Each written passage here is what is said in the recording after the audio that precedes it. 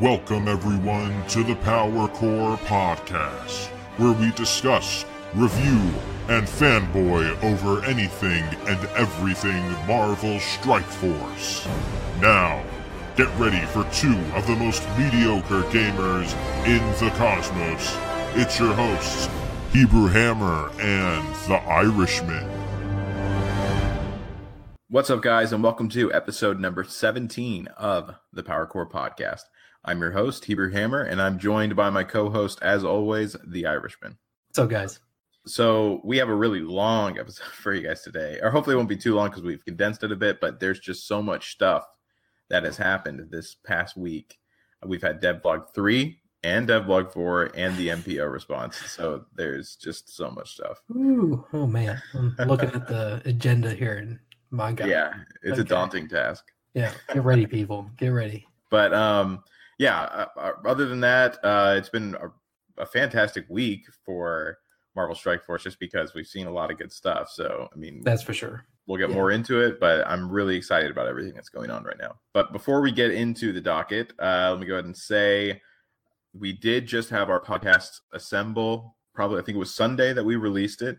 It was a lot of fun to record with everyone. We will be doing it again. We haven't figured out exactly how often we want to do it, but we will definitely be doing it again. It was a blast to hang out with everyone. Yeah, I had a ton of fun. Yeah. And also want to go ahead and say you can join our Discord at discord.me/PowerCore Podcast. And you can join our Twitter. Our handle is at PowerCore Pod. And feel free to email us directly if you need at msfpowercore@gmail.com. That is quite a spiel to say. Yep. No. But all right, now let's go ahead and get right to the docket. Cool. All right. So as usual, we're going to start off with the news. The red Deadpool is back. As far as the skins, they took away the X-Force Deadpool. Mm-hmm. The missing Chord Bug. We'll have to talk about that. I'm not exactly sure what that is. Loki Passive is fixed. Not that sure that matters because he's never going to come to the game. And then Space Ace event is back. City Heroes double drop on the 9th. That is tentative. City Hero event starts on the 12th, tentative. And City Hero Orb on the 12th. That is also tentative. Then we will go into our main topics of discussion, which include the Thanos Raid reward changes, the calendar update, and the return of the Power Cores. Ooh. Better offers, mutant trait change, mutant origin gear, alliance key exploitation. Then we'll dive into the Devlog 4, which includes the Storm event campaign coming, character and synergy updates, the Dark Dimension, upcoming new alliance system. Then we'll go into the Dev Team MPO response, which includes the communication change, consistent value and rewards, legendary events, and roster focus. And then we'll do our character deep dive for this week, which is going to feature Storm. And then we will end it with our question of the day. Oh, and I wanted to make sure as well, right before we do our character deep dive, we're going to add a new segment. And that one's going to include a, what would you call it, Hebrew? It's basically like a tip of the week. Each tip one of the week. Give a little tip to help out some newer players, because I think in the content creator realm, they've been a little underserved, by ourselves included. Yeah, and that was pointed out to us yesterday. So we do want to kind of help out there because we've been kind of absent from there. Yeah, absolutely. So yeah, we'll throw that in before the character deep dive. We'll end out the podcast with our question of the day. Yep, sounds good. Well, cool. Let's go ahead and get right to it because it's long. All right, so the red Deadpool is finally back. I'm super excited about this because I did not like the other one.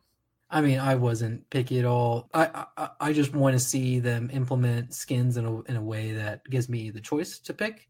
Yeah. I wasn't against getting a free X-Force skin. I hope they end up giving that one away for free for people just because it's kind of like the first skin, you know. But I do think they need, inside the roster selection, whenever you click a champion, I do think there needs to be, you know, like a little slider that you can kind of scroll left and right and pick the skins ideally in the future. So yeah, no, I agree with that. And you know, that was the upsetting thing about this was because this was like the first, you know, quote unquote skin change that we've seen. And, you know, I don't think anyone was happy with this type of implementation. So I wouldn't say I was unhappy. I was just a little underwhelmed with it. Well, for me, it was just I didn't like the idea of me not being able to change back to whatever I wanted to use. Like if I didn't want this skin, I wanted to be able to use my red Deadpool skin. Yeah. You know, and I also want to. I feel like I don't know. I just feel like the whole thing was just underserved because even from their perspective, they could have capitalized on that so much more. And I know that's really kind of shitty of me to say because I don't want to give them ideas for them to make more money. But I mean, there's some nice things that they could have done to make skins 100 power cores or something like that you can throw it out to get a skin that you want for one of your favorite characters. And I don't know. I think that's cool, and that's how it should be. And that's the thing is, and we've had discussions with other podcasters and other people, other mobile gamers that play this game, and they keep telling me and telling Hebrew that it's not the way that mobile games work. They're not going to come out with a pure cosmetic change. They're going to come out with like a different, where it has a little bonus based on. Yeah, and I'm gonna double down. I'm just gonna say this is a chance to be different. Okay, like you don't have to be like every other mobile game, Fox Next. Like you can do something different, and I think making those skins cosmetic and maybe harping back to what we were talking about a couple of podcasts ago, which is I wouldn't mind all the stats staying the same, but then just making the animations different, right? Just go the League of Legends route. And that would be an easy way to get my money. Absolutely. You give me a baby Groot or a Team Groot that does the exact same abilities, but does it in a different way, then I'm fair game. But whenever you start having multiple of the same characters on the same squad, it breaks the immersion. They found a way to get around it regarding Ultimus whenever you're facing squads of same people. So I may have Jessica Jones, I may be facing a Jessica Jones, but they've managed to do it in an eloquent way by embedding it into the lore of the game, right? Yeah. And I don't see them.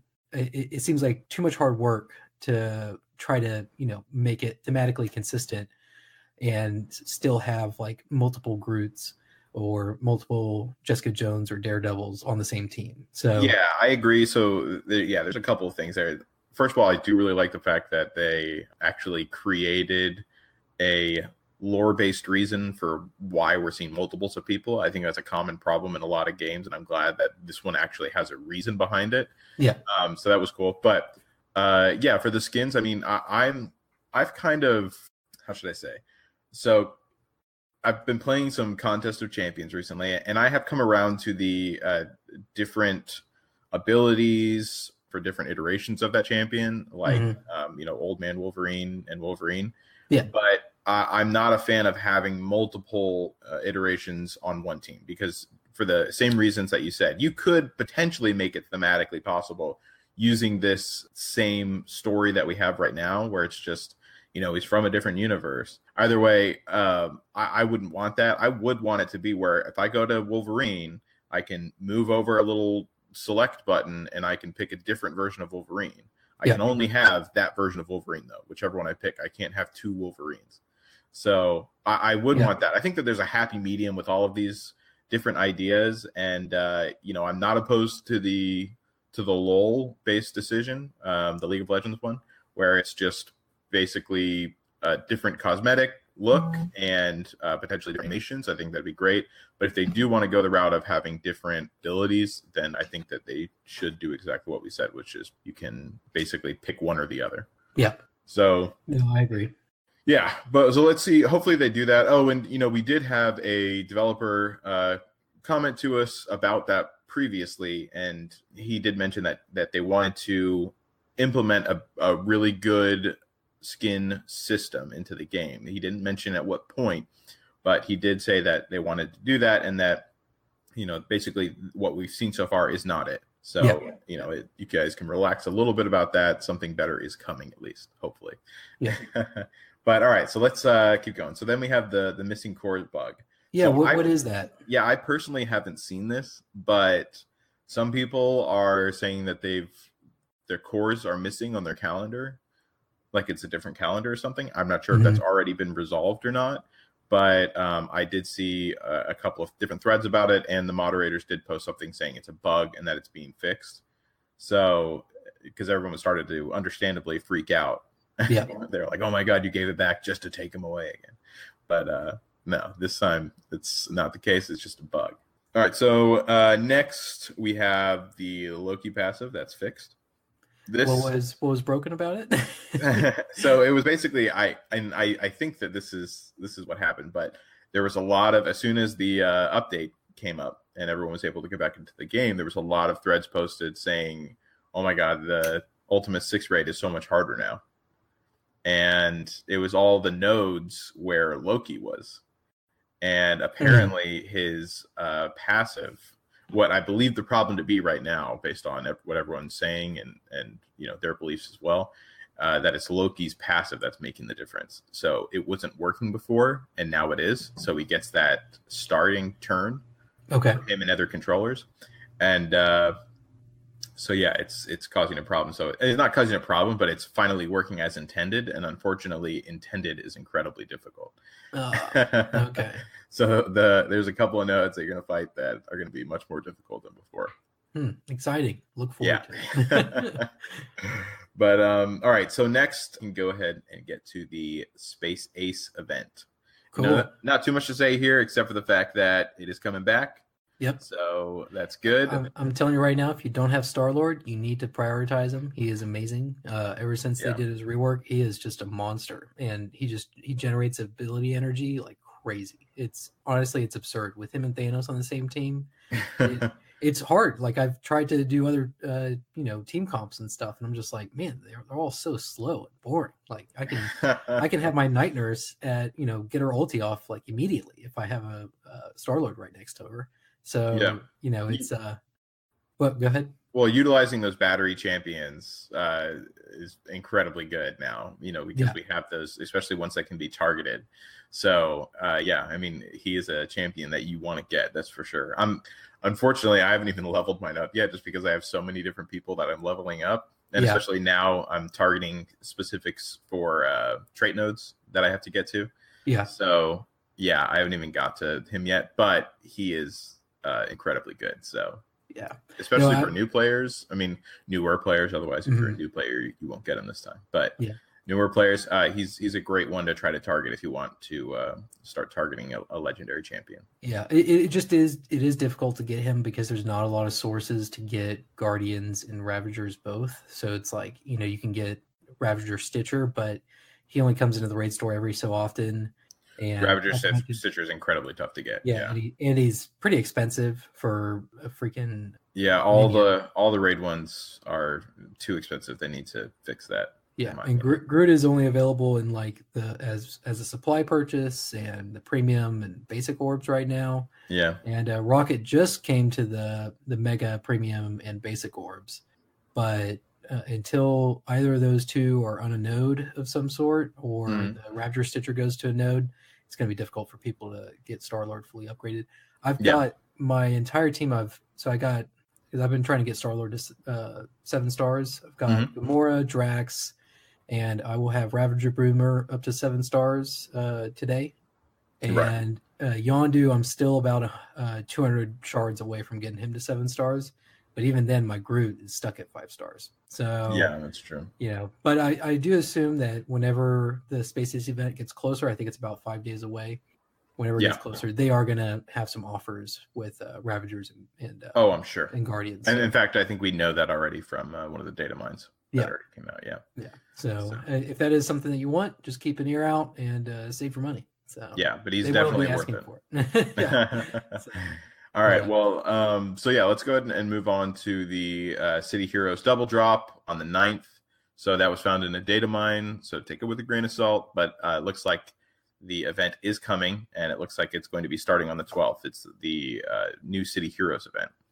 So, and with that is expected to be a City Hero orb that will be coming on that same day. But so with this, is this like a flash event, or is this like I'm pretty sure this is a flash event. Okay, so this will be for like a supply, or I'm not sure what it's for yet. I don't think anyone knows what it's for yet. I don't think we found out in that data mine yet what it is. All right, cool. We just know it's a new, and don't quote me on it, but I'm pretty sure it was a flash event, because now that you mention it, I'm not 100% sure, but I'm like 95% sure it was a City Heroes flash event. Okay, cool.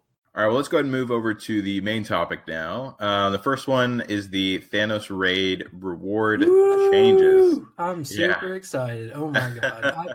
That was the first thing I did when I saw the update come through and I saw the Thanos Raid. I was like, I went to the rewards and sure enough, it was beautiful. So I knew that they were going to change it to be better, obviously, after the whole DP thing and, their response to the MPO letter. Yeah. But I'm just glad that it was exactly how I thought it was and that it was exactly how good I thought it was. I'm really happy about that. The Thanos Raid, you get Thanos fragments to open up a Thanos orb to get Thanos shards. Yeah, you actually get Thanos. So if you're a new player, you can actually get them. So, which is awesome, which needed to happen. Because the last two Thanos raids were just, it was insulting in a way. Because if you're a new player, you just got that tease and it's like, oh no, you can't have this. Sorry. And I'm just like, if I was a new player, I probably would have put the game down. I just would have been like, this isn't worth it. Like for me, this is probably going to be an unpopular opinion, but I am actually going to miss the Mega Orb shards. Because if I had the choice right now of picking Mega Orb fragments or the Thanos fragments, I would probably pick the Mega Orb fragments just because stars really don't make that much of a difference in this game, unfortunately. And he's already really good where he is for me. That's just for me. So, and I would like to have more chances to get more characters. So the Mega Orb fragments I would like, but I would want them to be the same amount of fragments that I am for Thanos that I would be for a Mega Orb, if at all possible. See, I'm the complete and total opposite because the Mega Orbs have been hyper lackluster for me. I mean, I've gotten 5 drops of Jessica Jones. And don't get me wrong, like I like Jessica Jones. She's got a lot of utility to her, right? And she's a well developed character. Mm-hmm. But after 5 drops of 50 apiece, the Mega Orb lost its luster for me. I'm just kind of like, like if it happens, so be it. It's a passive reward for me now. But until they refine the Mega Orb, I just do not have a desire for it. Like they have to go in and go, okay, like this guy has gotten Jessica Jones 5 times now. Let's do someone other than Jessica Jones. Like at this point, I'm asking for Ronan or something just to keep it fresh. Like, like just so I see a different face, But well, that's my prerogative, and I like Thanos a lot, so I think he's great. So for me, he's amazing. He's a guy that I really want to get leveled up. So so like that's what I'm saying. Like for everyone else, I think that it's better, especially like newer people. They can actually get their hands on Thanos now, which is fantastic because you're gonna want that character. Mm-hmm. But for me personally, I would not have minded. This is so selfish of me, but I would not have minded if they kept it at Mega Orbs and I got like instead of 3,000 fragments, I got 3,000 Mega Orb fragments instead. Yeah, that would be amazing. You would have heard just me complaining. Yeah, no, I for me, and part of the thing whenever I look at the perspective of this game is I try to look at it from multiple different perspectives, not just my own, right? Right. Well, I said to be fair, I said that it was just for me because I know that it's better for everyone else. Even me, like I can still justify like them doing these changes from a selfish standpoint because I want more people to join the game. That way it continues and they're able to expand their staff and they can give me more rewards and more content and stuff like that. Mm-hmm. So like just from a perspective of going, okay, like I want them to cater to new people. That way they can bring in new whales and expand the game. So that way I have more content to choose from. So But so basically you're saying that I can be selfish too, but I can spin it in a different way. So basically what you're saying is that Hebrew, you're a douchebag because we all know that the Thanos shards is what everyone wants. Yes. That's exactly what I'm going for. Gotcha. So. Okay. Noted. All right. Well, so anyways, they're changed, and so it doesn't matter what I think anymore.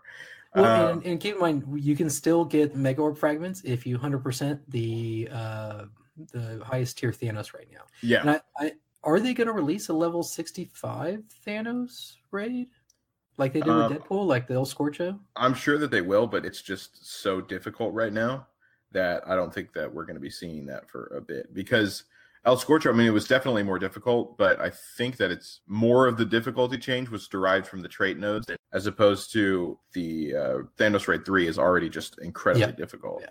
So just from a power standpoint. So I'm sure that it's probably coming maybe in the next 2 rotations. But as of right now, I don't think it's... Well, that would be an opportunity for them to put Mega Orbs on all the rewards if they came out with like an even more difficult raid. So But. Yeah. Well, except now though, it's not Mega Orb fragments. It's Orange Gear fragments. Oh, okay. I thought they look exactly alike. Yeah.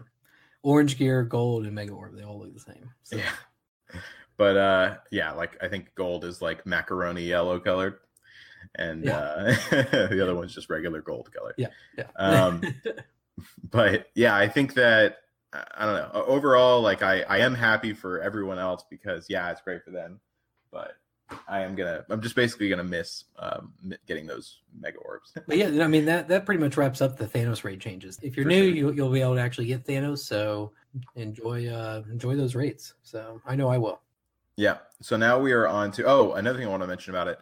Kind of surprising. I figured that they were going to flood it with trait nodes this time around. Yeah. After what they did with El Scorcho. But to my surprise, I think it's just we have a few trait nodes on there, but I think they were the trait nodes that were already there. Yeah. Unless I'm crazy, and it's just like villains or heroes. So I just did a hero node.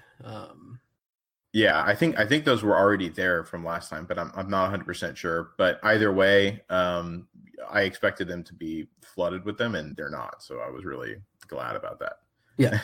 And I'm sure for the next one, we'll probably see trait nodes added in on a much bigger scale. Yeah. But all right, let's go ahead and go to the calendar update and the return of the power cores. Yeah. So that's exciting. They finally listened to you screaming the other day on the podcast. Squeaky wheel gets the freaking oil, man. I'm just saying, I don't care who you are. If you act immature and you just whine and complain, eventually people will give in just to shut you up. That's terrible. You shouldn't teach that to people. That is literally how the world works. Okay, I hate it. It sucks, but it's just the way it is. If there are any kids listening right now, do not listen to this. This is a terrible all I'm saying example. Is, I mean, your parents may just like lock you in your room, so that may suck if you're in that position. But if you're an adult, unfortunately, you just have to kind of just keep voicing your opinion, and until they finally give in. So God, I just imagine tomorrow there's gonna be kids going up to their parents and they're gonna be acting like total brats. I'm like, where did you learn this behavior? Power Core Podcast. Who's this? The Irish man. But at least you hear me now, parents out there. I told him not to do that, and I told your kids not to do that. There you go. See, he told me not to. Yeah, so. I'm the angel, and he's the devil. I mean, but this is awesome though. It's definitely them listening to the community and them realizing we overstepped our bounds with removing, I think it was like 720 cores a month, right? I don't think it was that many before. I don't remember what it was before, but it was a lot. I know that. So. Yeah, because now it's like 725. Okay. I'm pretty sure. So I think that it's actually like a little bit more now. I'm not 100%. It's at least the same, if not a little more. Yeah. But no, I mean, it's one of those things where it's I understand from a developer standpoint that they don't want people to run through the content as quickly. Right. But at the same time, it's kind of like you've set that expectation already, and so many people are so far ahead that if you remove that, then people who come into the game, it's detrimental to everyone else. Yeah, it's detrimental. So it's one of those damned if you do, damned if you don't. But at this point, you got to just kind of keep pace. And that's what they decided to do. So I'm super excited for it. And then the calendar update, we just saw a couple things about that, a bunch of different new things in it. And so this isn't for us. We haven't updated yet for the next day, but some people already have. So we're seeing a whole bunch of new stuff. So we have an update section now to the login calendar, which is a week long, and it has gold orb fragments. and that starts at 250 and it ends at 2,000. Basically, like the same of what we've seen from premium orbs so far. No, wow. And then we have our normal 7-day, and then we have our normal calendar, and then we have 2 specials going on. Oh, wow. Yeah. So one of them is Iron Fist, and then the other one is for the Guardians of the Galaxy event coming up. So we're getting fragments for them. Cool. Or shards for them, rather. Jeez, yeah. Fragments and shards. Oh my gosh. I know. Yeah. Anyway, so yeah, a whole bunch of good stuff. This looks amazing. I mean, it's a little convoluted as far as the layout of it. It just seems like a lot, and I wish they would condense it a little bit. But like, I don't think we need 2 specials. I mean, I want the stuff from both specials, but I don't think we need 2 different specials. Like tabs. they could put it all under one tab and just exactly. Yeah, I think they can condense the user interface streamline a little bit. The UI. Yeah. So either way, great stuff. This is just, once again, them showing that they are heading in the right direction, that they've really taken our thoughts into consideration with all this new stuff. And this was something I brought up in the roundtable, which was, this is an opportunity for them to make the calendar a little bit more exciting, a little bit more like, I'm looking forward to this day because I get this awesome reward if I log in, kind of thing. Right. Which it sounds like that's the direction that they're going, especially with bringing cores back. Now, Iron Fist is Iron Fist. He's going to get reworked. Yeah, he's going to be good, hopefully. Yeah, I mean, but seeing legit characters in there is makes me optimistic. So yeah, I agree. And well, then that brings us to our next part, which is the new offers. We finally have better offers, which is one of the things that they promised to do. And they're still not, in my opinion, they're still not fantastic, but they definitely are a little better. They are better. If I was a fan of Storm, I would probably pick up that offer that they gave. But I'm not a big Storm person. I haven't read any of the comics with Storm, and her kit seems a little bit. What would you? I mean, we're going to dive deep into her. Yeah, I mean, basically, later, I would just describe her as she's a kind of Crossbones kind of person, where there's a nuke that she has that you're going to want to build up and then leave her to the side until it's time to use it. So she's good. But yeah, we'll go into it more. But I definitely would. I'm close to buying that bundle. Yeah, because me too. It's a pretty good offer for that price. I mean, that gives you 8 Storm Orbs, and that's it. And once again, it has that kind of gamble effect. So I'm looking at a minimum of 40 shards. So a minimum of 40 shards with the potential possibility to get way above that. So yeah, and you're going to get at least one drop where it's like an 8 or a 10 or whatever. I mean, not always, but you are highly likely to. Yeah, for sure. Yeah.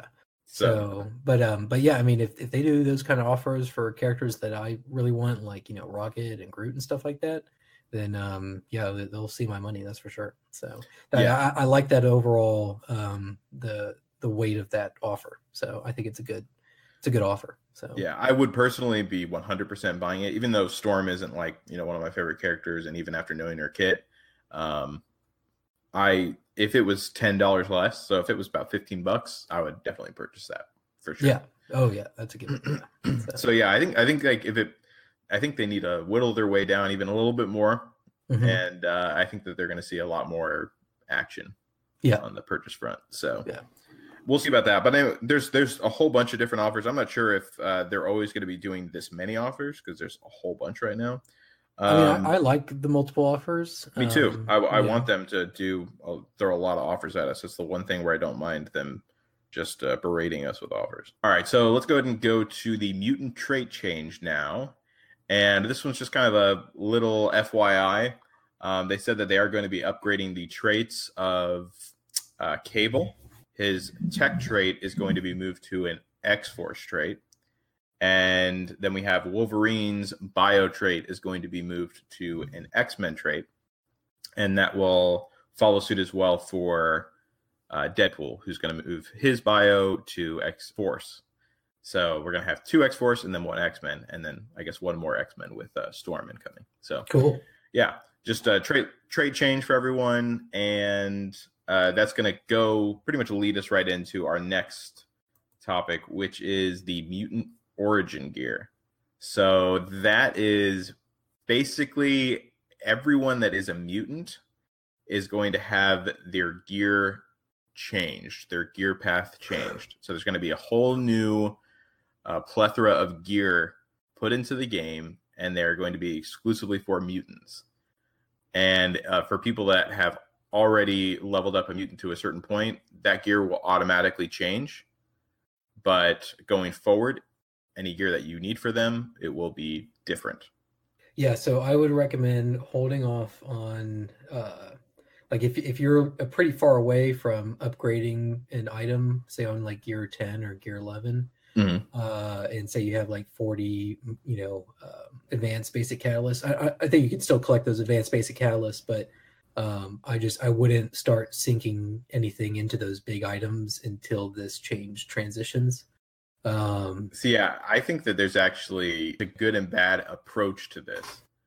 So I don't know which one it's going to be yet, but if you might want to actually target those mutants right now, because the new mutant gear might be incredibly hard to get.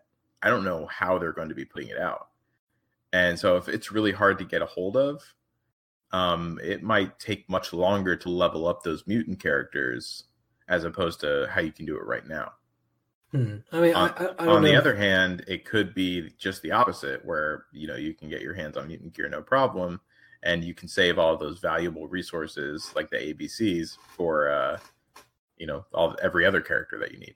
Well, I have a feeling it's going to be around the same. It's just that instead of like full body gear, like that jumpsuit looking thing, you may see something different, but you may see the same basic items that build up into that.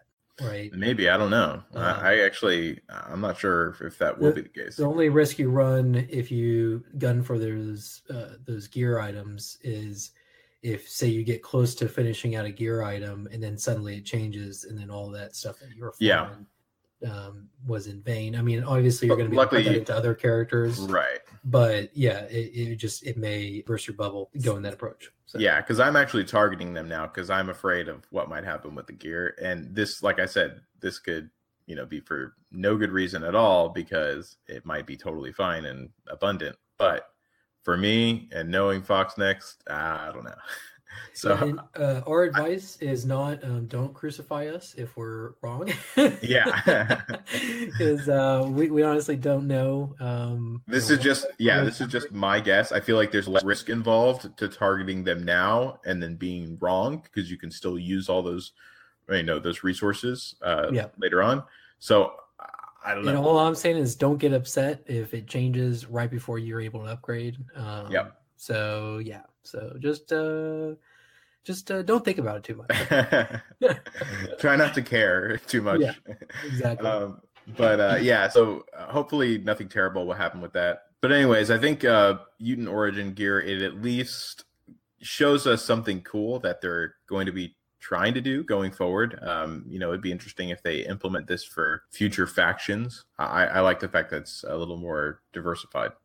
Yeah, well, and I like targeted gear too. So it's not we're not seeing the same gear on every single character, and it's like, they're shaking it up a little bit. So yeah, the only thing that worries me is that with more types of gear comes, I'm not sure if they're gonna double or triple up on nodes, but that would be amazing. I hope that you do that.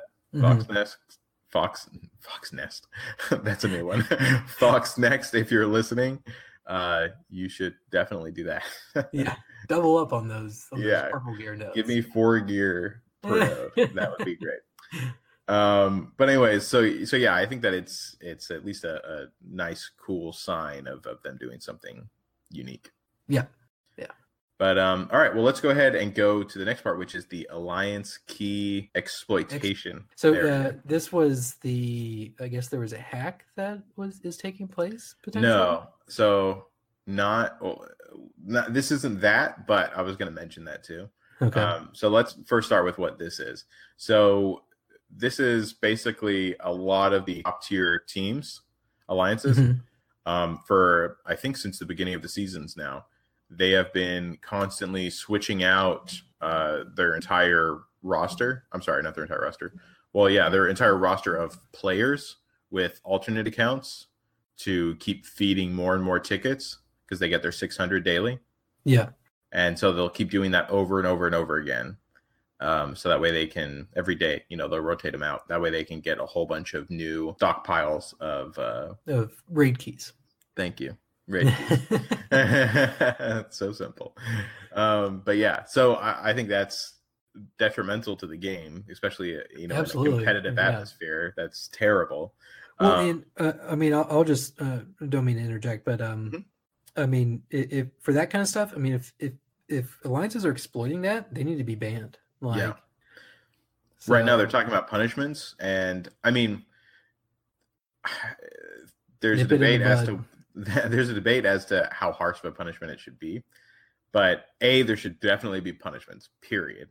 No matter what. Here's the deal. Here's the way I look at punishments. Okay, if it's innocent, like so, say they do something and they don't realize that they're exploiting the game, then that's a way lesser punishment, right? Yeah. That's more of in those situations, I more hold that to the developers, right? Right. But whenever people are clearly, creating two accounts and they're rotating those accounts to get more raid keys than everyone else, and they're doing that with malicious intent. Especially in a competitive atmosphere. Oh, I mean, it honestly, it doesn't even have to be a competitive atmosphere. It has to be you as a developer wanting to keep the integrity of the game, right? Right. That just amplifies the effects. I agree. A competitive environment just amplifies it, but it shouldn't. A competitive environment shouldn't be necessary to uphold the integrity of the game. Yeah, so, I agree with that. It's just like, unfortunately, those people are preventing other people from taking their spots to get higher rewards. So it's directly affecting the amount of rewards people have gotten. Yeah, and especially with the exponential growth curve of rewards combined with exploiting these alliance keys. I mean, it's just making it that much more impossible for other whales to come into the game and have a competitive, fair playing ground. Right. So let me ask you this: how would you ban them? What type, or how not? How would you ban them? But how would you punish them? What type of punishment would you give them if you were the developers right now? I mean, if you were doing this for a single raid season, I think they should ban those accounts for maybe like 2 weeks. Right, the equivalent of raid season. Temp ban. Okay. Yeah, but if you were doing this for, I think 3 raid seasons, that's about 6 weeks total. I think your account's compromised at that point. And it's no matter what punishment they do, you're always going to have an advantage over everyone else. So it's like at that point, the punishment doesn't meet the crime.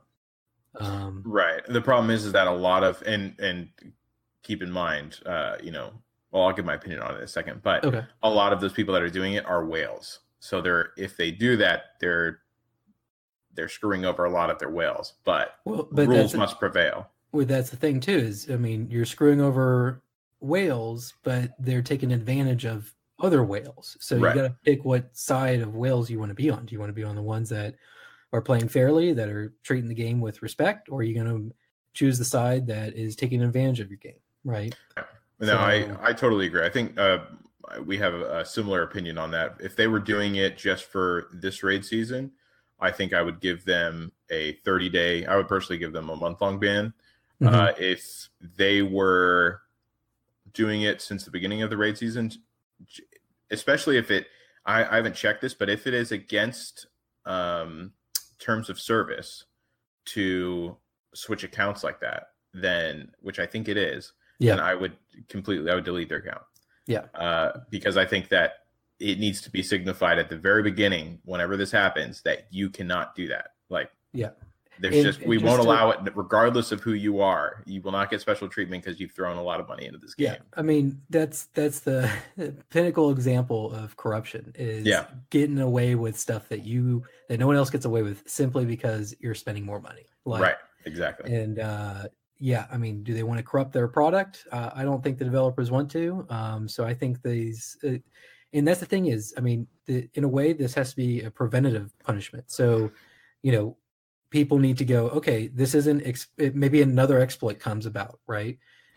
Players need to ask themselves, they go, okay, like, this is an obvious exploit. This isn't something that the developers really know about, But if I do take this risk, even though it's not in the terms of in conditions, even though I know I could probably get away with it, but they need to kind of ask those questions of going, okay, is it really worth doing it at that point?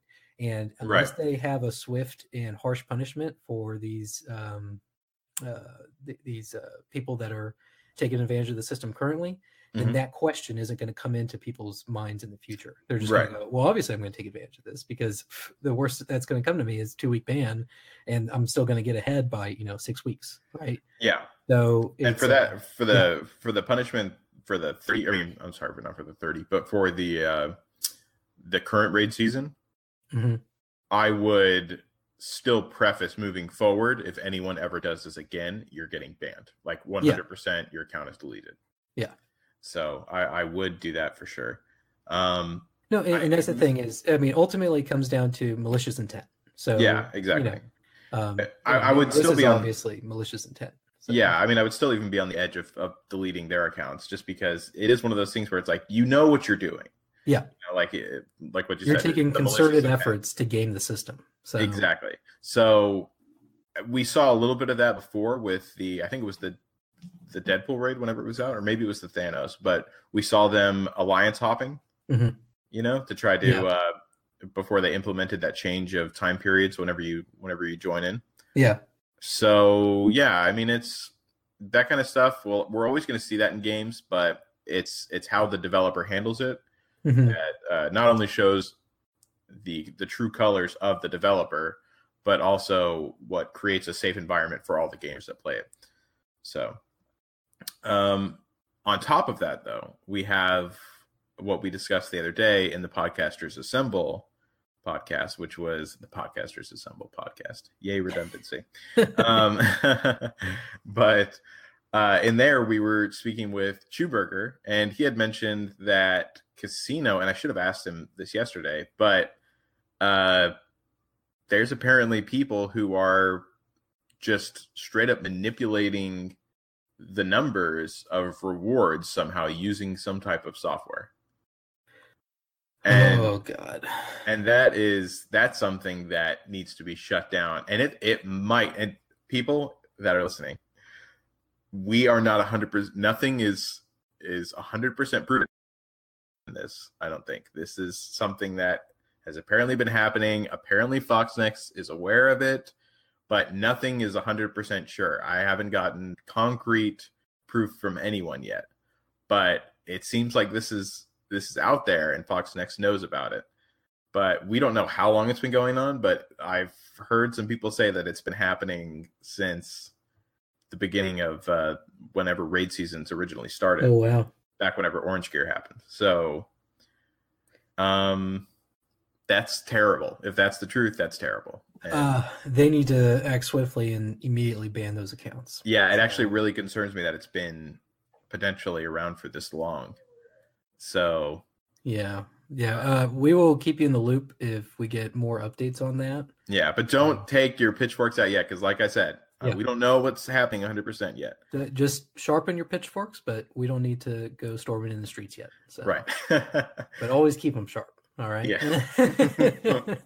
With Foxnext, always keep them sharp. But I feel like a year after everything's totally fine, there's just going to be that one day where something just terrible happens, a bad decision is made, and everyone just picks up that pitchfork and they're like, I knew you'd come back in handy. So, but no, definitely, we'll keep you in the loop on that, because that's scary if that's actually taking place. So yeah, that's detrimental to a game for sure. Yeah. All right, so moving on to the happier stuff now. All right, we have the dev blog number 4. Yes, that came out. I think was it 2 days ago, something like that. I've got it pulled up. I can probably look at it. Dev blog 4, 2 days ago. Yeah. So I was really excited to see this one. First of all, we know that they've mentioned something that we're going to get to actually in a little bit, but they're going to be releasing these weekly, is what they say. Oh, wow. So that'll be really cool. They'll keep us busy. So. Yeah. So, hopefully we won't have 2, because we didn't get to report on 3 or 4, I don't think. So, because 3 came out, of course, right after we were done last time. Yeah. We're reporting on 4 right now. Yeah, I mean, like, we have 2 that we haven't reported on, period. Oh, yeah. Okay, yeah. So, anyways, so the first part of we're not going to go through it word for word, but the first part of it is the Storm event campaign. So that's coming. And we've all I'm sure a lot of you have already seen Storm. She was leaked through a accidental video clip where it was about Miss Marvel hitting herself, if I remember correctly. And in the background, you could see Storm. Yeah. And so they accidentally leaked it because everyone froze the frame whenever this unknown character appeared. That's great. In the background. And they were like, who's this? And so, yeah, it was leaked. But now we have the official information for her. And we know that she's going to be coming in an event campaign. Like what we've seen has been the normal cadence for new characters. So, yeah, I'm pretty excited about this. We don't know the exact details of it yet, but yeah, I'm pumped for her to be coming out through this. Yeah, I imagine it's going to be similar to Ant-Man, Wasp, Miss Marvel. I like these campaign events. Give us a nice little story, and then we can. I liked it when we could farm purple gear out of the events. I thought that was kind of cool instead of just shards. Me too. So I wouldn't be against them going back to that. I thought. Speaking of that, they actually did.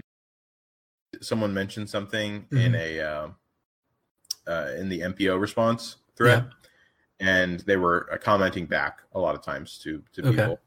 And one of the remarks was that they wanted the gear back for the event, the character events, and they pretty much said, as of right now, we're not looking at doing that. So, at least in the immediate future, they did say that they're always reevaluating, so it might come in the future, but at least in the immediate future, it doesn't look like it's going to be happening. Yeah. So we won't see, other than maybe first-time rewards, we won't be seeing gear coupled with it anymore. And it's not a big fuss for me. It's not. It was just kind of like an added bonus, and I was like, oh, that's cool. So but with the drop rates being as reliable as they are with Miss Marvel and Scarlet Witch, I can't blame them for holding back on the purple gear as well. So yeah, I mean, did you feel like Miss Marvel's was a little lower than Scarlet Witch's? Like her drop rate was a little lower? No, they felt the exact same to me, to be honest. Really? To me, I felt like it was not a whole bunch, but I felt like it was definitely lower. I do think they need to implement. I have to ask Merksa this again, but the name of that mechanic, it's like a forgiveness mechanic, or like it's like a pity pull mechanic or something. Pity pull mechanic, yeah. And but I mean, I do understand that requires more memory allocation, but I mean, you could probably store that on the device. You don't have to store that on the server side. But they I forget where I was going with this, but I wouldn't be against them. I wouldn't be against them with these drops, like to where it's like, okay, like if you haven't had a blue drop in the last 10 drops and they've all been green, then you're guaranteed a blue drop, right? And maybe if you haven't had an orange drop or a purple drop in the last 15 tries, then on that 16th one you're guaranteed a purple drop. And then 20 tries you're guaranteed a gold drop, right? Or orange, whatever it is after purple, right? Is it orange or gold? Orange. But as of right now, I can tell they don't have that mechanic in there, but I do think that is something that would only improve the health of the game. And that way people, they would still have that carrot at the end of the stick, right? Where if you go like 10 when they're all green drops, or they're just, like the blue drops are great and all, but it's like 3 more than 5. It's what, 8 shards, right? Yeah. So it's nothing that makes you go, oh, I can't wait for the blue drop, So I guess for me, I wouldn't be against them putting in that pity pull mechanic. So. Yeah, I agree with you because I mean, first of all, anything that gets me more shards, I'm totally fine with. Yeah, but especially at the same time, you don't want people just, dumb bad luck to ruin the experience. Exactly. I don't want anything to demoralize people to the point where they're like, this is terrible. Like me with $1 million gold pull. Yeah. I have not gotten $1 million gold pull. Fox next. Give me $1 million gold. Well, I thought you got one recently. Was that no? I've still no. Everyone in our Discord posts their million to rub it in my face. I got my million the other day. It was congratulations. So was that your first one? Yep, first. Oh wow, okay. So yeah. One of our other buddies pulled it on the first day that they did the million. Yeah, that's crazy. I was just like, are you kidding me? Just like we had another friend of ours pull 100 Black Widow shards. Granted, I already got 100 Black Widows, but it was way after the first mega pull though. But he got it on the very first mega pull ever, and I was pretty upset with that. Yeah, we all were. That's just because I'm selfish and jealous though. but anyways, so yeah, I forgot where we went other than me wanting $1 million. Pity. I was talking about pity pulls regarding the storm. Right. Yeah, we kind of went on a tangent regarding the storm event campaign that's coming up, and whether or not they had purple gear or whatnot. But right. Well, yeah. So yeah. Before we get back on topic, just please, Fox next, give me that $1 million gold. But as far as okay, all right. So that was pretty much it for the storm event campaign. Yeah. We'll know more in the coming days. I think it starts on Friday. Mm-hmm. Yeah, I believe they said it was Friday that we're going to see it on the 7th. So I'm excited for that to come, especially since it's coming soon, so I don't have to wait too long. Next, we have the character and synergy updates. This is going to be exciting. That includes the Defenders buff. Yep. That they've been kind of teasing us with recently. I'm really pumped for this. I know you have Jessica Jones ready to go. Oh, yeah. But for me, I have Luke Cage at 7 stars. I have Daredevil at 7 stars. I have Jessica Jones at 5 stars. And I have, I almost said Lee Sin. I have currently Pillow Fist at 5 stars as well. So okay, cool. I have a Defenders team just waiting and ready to go. And they're all, I think, about 12, 13K. Nice. So yeah, as soon as they come out with that rework, I'm going to be set. So I'm really excited about it. Very cool. Are you excited to see them come, or do you not care? I'm a little worried about the synergy thing, because I don't like the idea of being forced to pick a certain team ensemble because it's the most optimal ensemble. Like I like having you get a benefit for having tems together. I think it makes sense. I think they need to widen it to where it's how do I explain it? All right, I might have your answer here. Do you mean more synergy with person to person specifically, like Deadpool Cable, because you can fit them within other teams? Yeah, like it still gives you the freedom of choice, right? Where if it's like, oh, these 4 defenders are only good if they're all together, that is kind of, I think that's a bad game design direction. I shouldn't say bad, but it's not one that you would like personally. Yeah, like I would like to still have the freedom to go, oh, I can put Luke Cage and Iron Fist together and put them on a team of Avengers, and it's really optimal because of these combos, right? But I don't necessarily like the approach of going, oh, it's either do or die when it comes to synergy. Right. I still want them to be strong and viable on their own, but they get like an added bonus, but it's not necessary for them to be viable in the first place. Okay, so yeah, no, I think it does. So, and I agree with you to a point, and I agree that synergy with minions should have strong synergy within their faction towards a particular character, or especially within themselves. Minions, it makes sense to have super strong synergy. It's the actual characters themselves, like the individual name characters, you're saying. Yeah. But with individual name characters, I still think that they should have an overarching benefit to being together because it's a group, and I think that you should, or that you really deserve a better reward in terms of how good they are or how they play, for having all of them together, for collecting all of them, bringing them all start up together. I think that you should be rewarded for that. But I do like specific synergies between two or three characters for that exact reason, and the fact that I can piece them out to separate characters. So a good example of this would be the Avengers, I think, because you have characters still like Thor and Captain America who have synergy with each other. Whenever Captain America uses his ability, I'm sorry, not Captain America, Iron Man. You're talking about Iron Man and Captain America. Iron Man and Captain America. I'm like, what? Sorry. Yeah. I bet they were like, whoa, what is this secret synergy? Yeah. Not Thor, Captain America.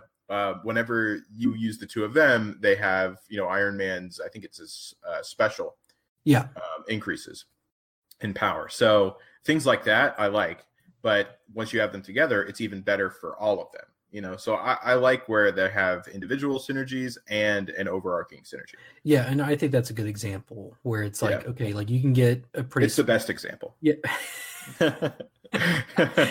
You can get a pretty sick combo off with Iron Man and Captain America, but the Avengers synergy is nice, but it doesn't feel game breaking, with exception to Black Widow. But yeah, we're going to see a little bit more of that actually with Storm coming up, because she gives synergy to X-Men and X-Force, right?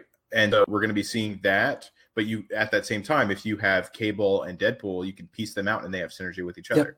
So yeah, there's just, as long as you include like one or two characters in each group that give an overarching, and then one or two characters that have specific synergies with another character, then I think that's probably optimal. Yeah. Just to clarify, I think that the heavy synergistic teams should remain with the minions, but you still have bonuses regarding synergy with the Defenders or Avengers, yada yada yada, but it's not over the top like it is with Nick Fury and the Shield team right now. So that just feels like I'm facing, it's weird, in Arena I'm facing Nick Fury Shield teams that are like 30-40k less in power than me, and fight, and I'm just this is so dumb. Like, this is ridiculous. Yeah, I think that they made them too strong, and I think that you say that there's going to be a nerf coming in for them, but it's power creep. It's a real thing. So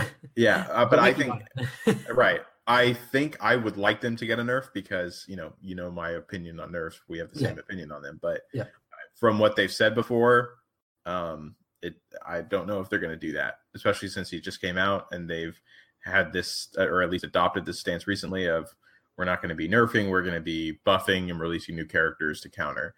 Well, and that's the thing is, I just think it's way easier to nerf one person than buff 50.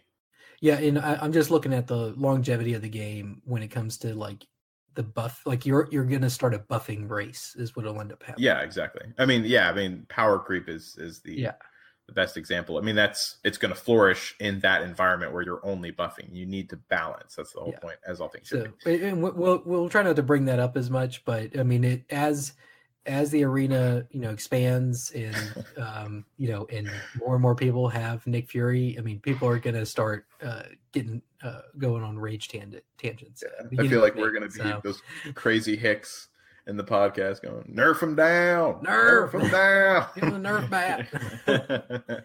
No, yeah. So, but yeah, no, I mean that's my view on the synergy updates. And that reminds me. So with in regards to the Kree, I do want to mention that they did say that the Kree will be having strong synergy together in their upcoming rework, and they're doing that not only because they want to make all minion groups like that, where they have strong synergy with each other. Yeah. But especially since people invested in them, they're really trying to make that come quickly.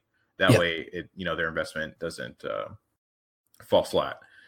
And they also did mention that for future events, they're already retuning the AIM and Hydra minions. They're already in the process of retooling them. Cool. That way, whenever the event comes out, they promised that whenever a new event like that happens, the characters will already be in good standing. So that way it's not like you're farming useless champions. And it'll also be easier to complete those with those champions. I mean, it's just going to get people more hype about it too. They're going to be like, oh, I look forward to farming AIM minions because they're actually pretty legit. And I'm like, whenever I get MODOK, it's going to be so sick because I'm going to have, this whole group together. Yeah.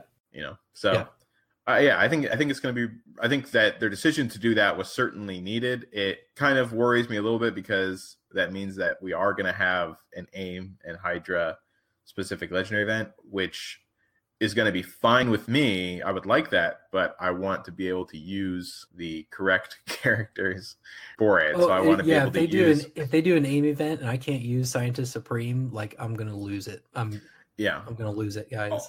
And especially, I mean, I think the one that really is going to be absurd if we can't use it is Hydra. If I can't use Crossbones and Winter Soldier. Oh, God. No way. Like, I got my Crossbones. He's max level right now. Like, he's max everything. I want to be able to use my imagining Tony in Infinity War. He's like, what does he say? You throw another moon at me, and I'm going to lose it. And I'm like, that's how I feel. You do this again, and I'm gonna lose it, guys. So hopefully they will allow us to use that. They did actually comment.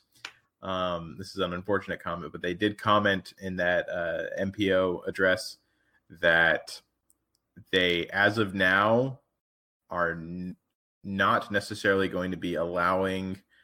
Oh my gosh, who were the characters for this one? Ronan and Korath. They are not necessarily going to be allowing Ronan and Korath to be used on the next go around for the Nick Fury event. So it sounds like that probably won't happen still. Hopefully that doesn't mean that that's going to be the norm though for everyone moving forward. Yeah. I mean, you guys already know my stance on that. So but either way, it's good that they're having a whole bunch of updates to characters and that they're buffing people that need to be buffed. We're hopefully going to be seeing that with Ronan soon. I was told by one of the developers specifically, actually, whenever I speak to them and I asked them about it because I just wanted to make sure that this wasn't going to be a problem later on. I wanted to see if there was going to be synergy with Ronan and Korath with the Kree minions. Just because otherwise, I mean, if they're really only allowing minions to be synergistic with each other, I'm going to be upset. But he did promise me that they were going to be having very strong synergy with Ronan and Korath, and that they won't be. He did specify that they won't be as strong as the Shield team. With Nick Fury, but he did say that they will most likely be better than the Hand team. But he says it's hard to gauge that because of Hand Sentry's value. So it looks like it's going to be somewhere between Shield and Hand. Okay. So I'm okay with that. Cool. But all right, so let's go ahead and move on to the next one, which is the Dark Dimension.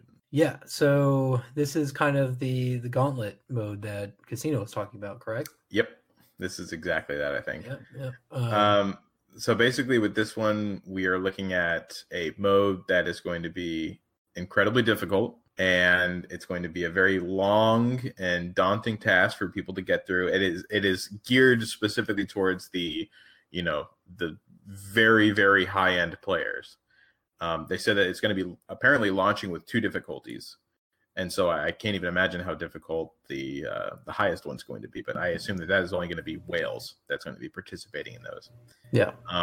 And they also mentioned that it's going to have a leaderboard system attached to it. So as far as completion times. So that means...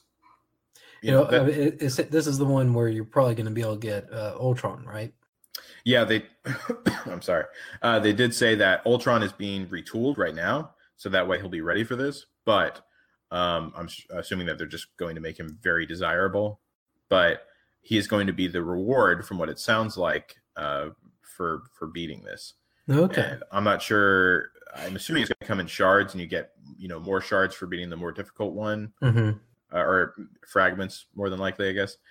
But you're going to get a lot more fragments for completing the for completing the super difficult one, a little less for completing the secondary one.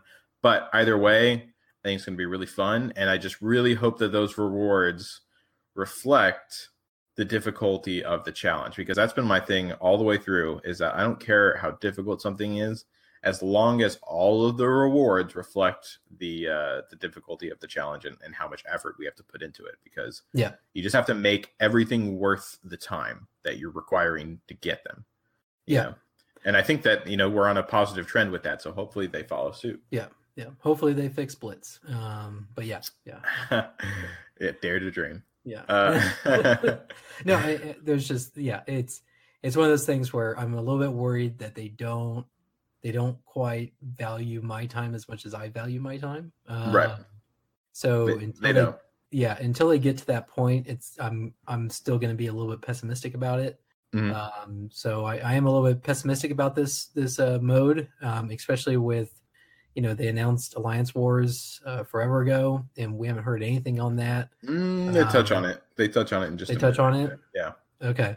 But yeah, it feels like there's maybe like, I don't know, too many eggs in the basket kind of thing. I don't know if that's the right saying. For me, it's like a kind of, I don't know how to explain it. It feels like they're juggling a lot. If that makes sense. They are. And I think it's kind of needed, because it looks like they're trying to diversify the content that they're bringing out, because we've had a lot of content, but it hasn't been different content. It's been repetitive content. Yeah, and I guess for me, I still see room for polishing the current content that's in there. So I'm always going to prioritize polishing what's already there over new stuff, but I also understand that they have to put out new stuff in order to make money. So and then keep people entertained. So I just, as long as they keep the approach of polishing the current assets that are inside the game, then I'm cool with them coming out with the Dark Dimension. But if they come out with the Dark Dimension and they start slacking on polishing the stuff inside the game, then I'm going to be more upset. So right. That's understandable. Hopefully they keep up this cadence of retooling things that they've already done while releasing new content. This will be the first big, or not the first, I guess, because the first big content change was the character events. Those were a little different, and I think this is basically the next time that we'll see something really different happen. Okay. So either way, I'm excited about it. I really want to get my hands on it and see just how difficult it is and what the rewards are. So I'm kind of reserving my judgment until that happens. Or at least my final judgment. But I am cautiously optimistic. But next, this is both interesting and frightening. We have the upcoming new alliance system. So explain that to me, Huber. I'm not really in the loop on that. So basically the last paragraph of the Dev 4 update, I'll go ahead and read it off real quick. In order to face these new challenges, you're going to need more power. A number of new ways to advance your power are in the works, including level 70 content, alliance leveling, and a new type of advancement based on character star levels.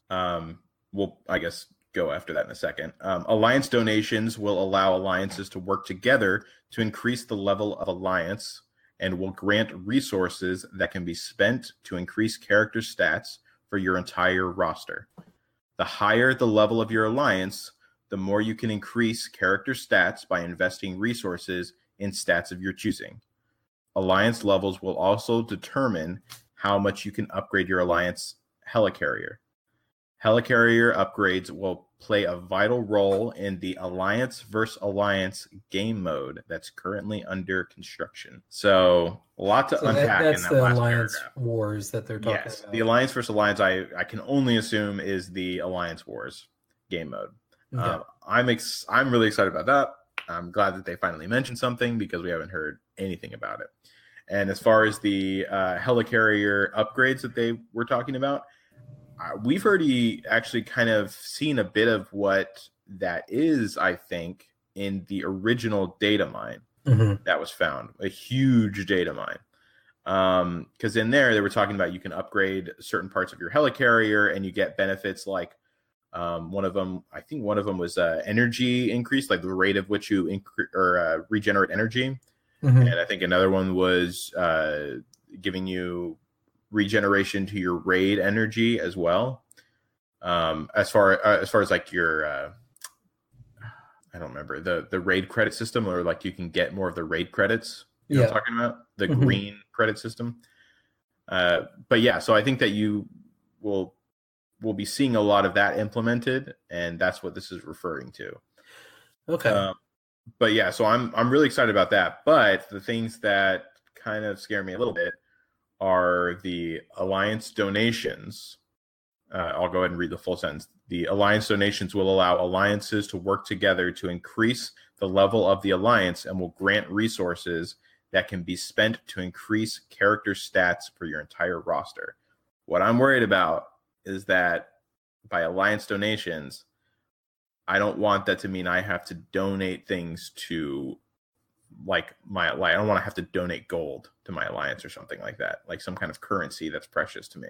Yeah, I don't like the social dynamics that are playing out in my head right now of that, where it's I'm not. They need to really play test alliance donations with a pretty decent sized group of players before they implement that. Like, there's a couple things that come to mind though. So alliance donations, there's actually a lot of systems that I've seen before where you have alliances, like Star Wars Galaxy of Heroes is a good example of one where basically people in your alliance can request gear. And you can only request up to, I don't remember how many a day, but it was like 3 or 5 a day. And people will be able to donate gear to you, right? So you're basically, you can donate things to other alliance members that request it.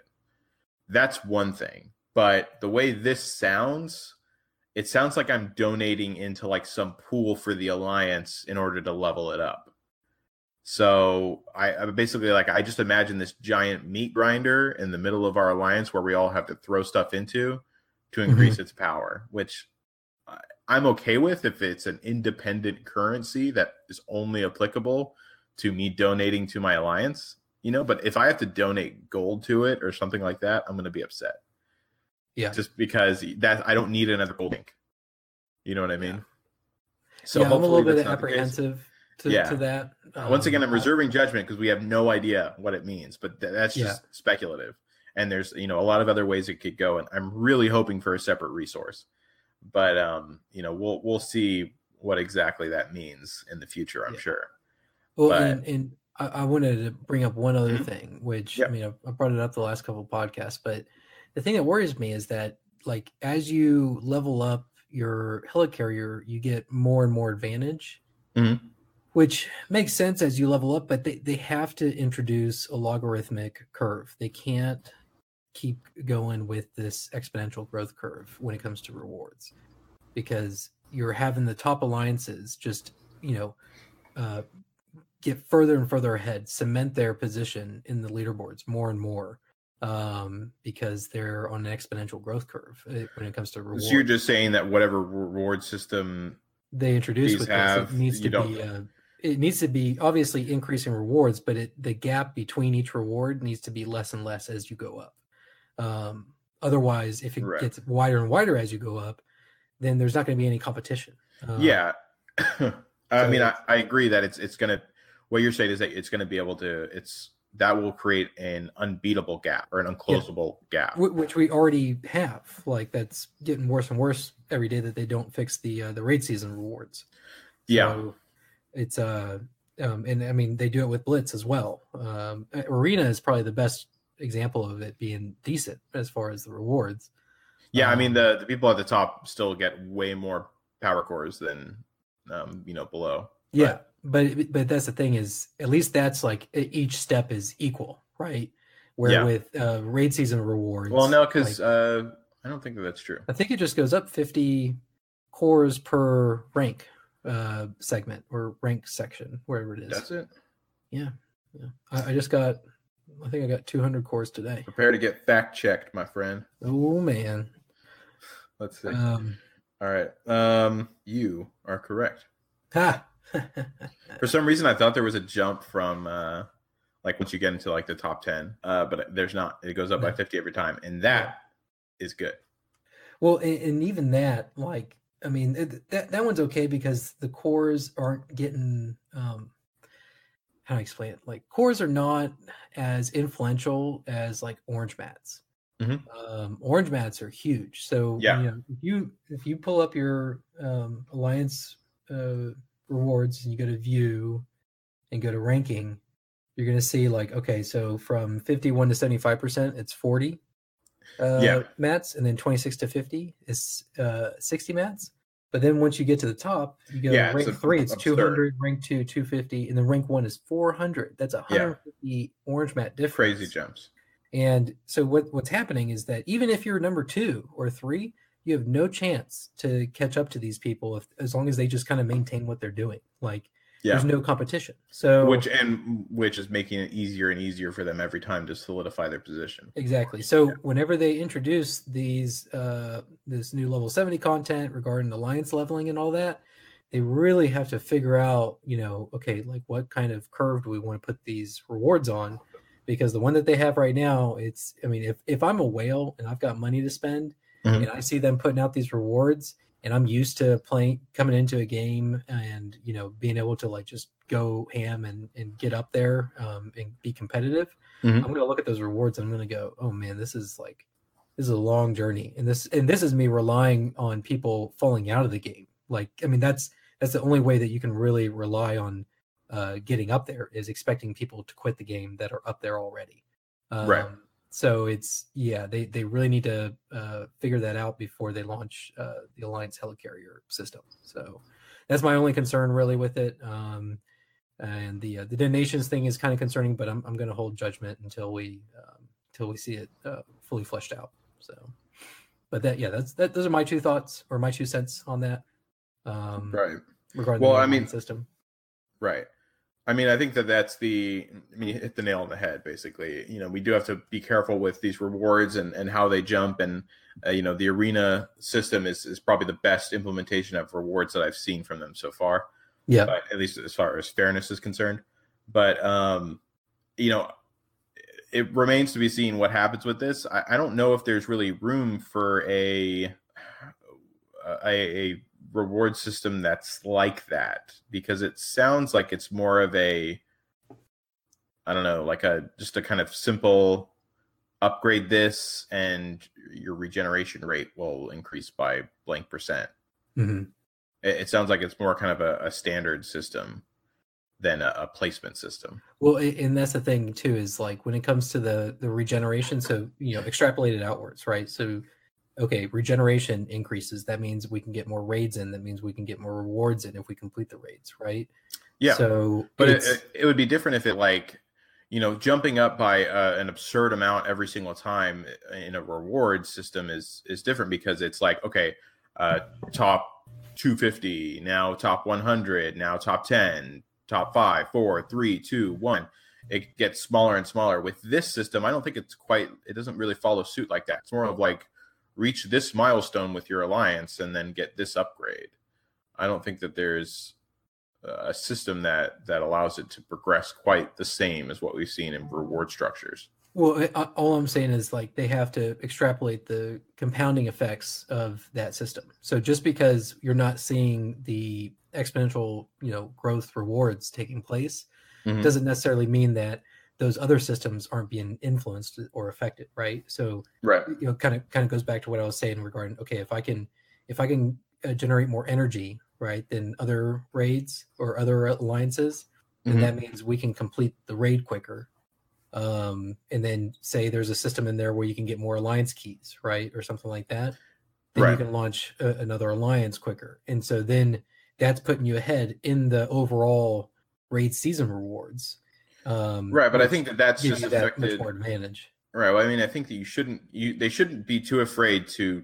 I mean, like, if there's an upgrade system for something, they shouldn't be too afraid to implement those kinds of things just by, if you upgrade a percentage, then regeneration will increase. If they do it at an exponential rate, then I guess it would be a little different. But as far as, gaining those rewards, I think the problem that you're talking about, the end result problem, would still occur based on the reward system structure of raids, or the reward system structure of the raid seasons, not necessarily the regeneration rate that's required or that you gain from these upgrades. Well, all I'm saying is that's another variable that they're introducing that could compound those effects.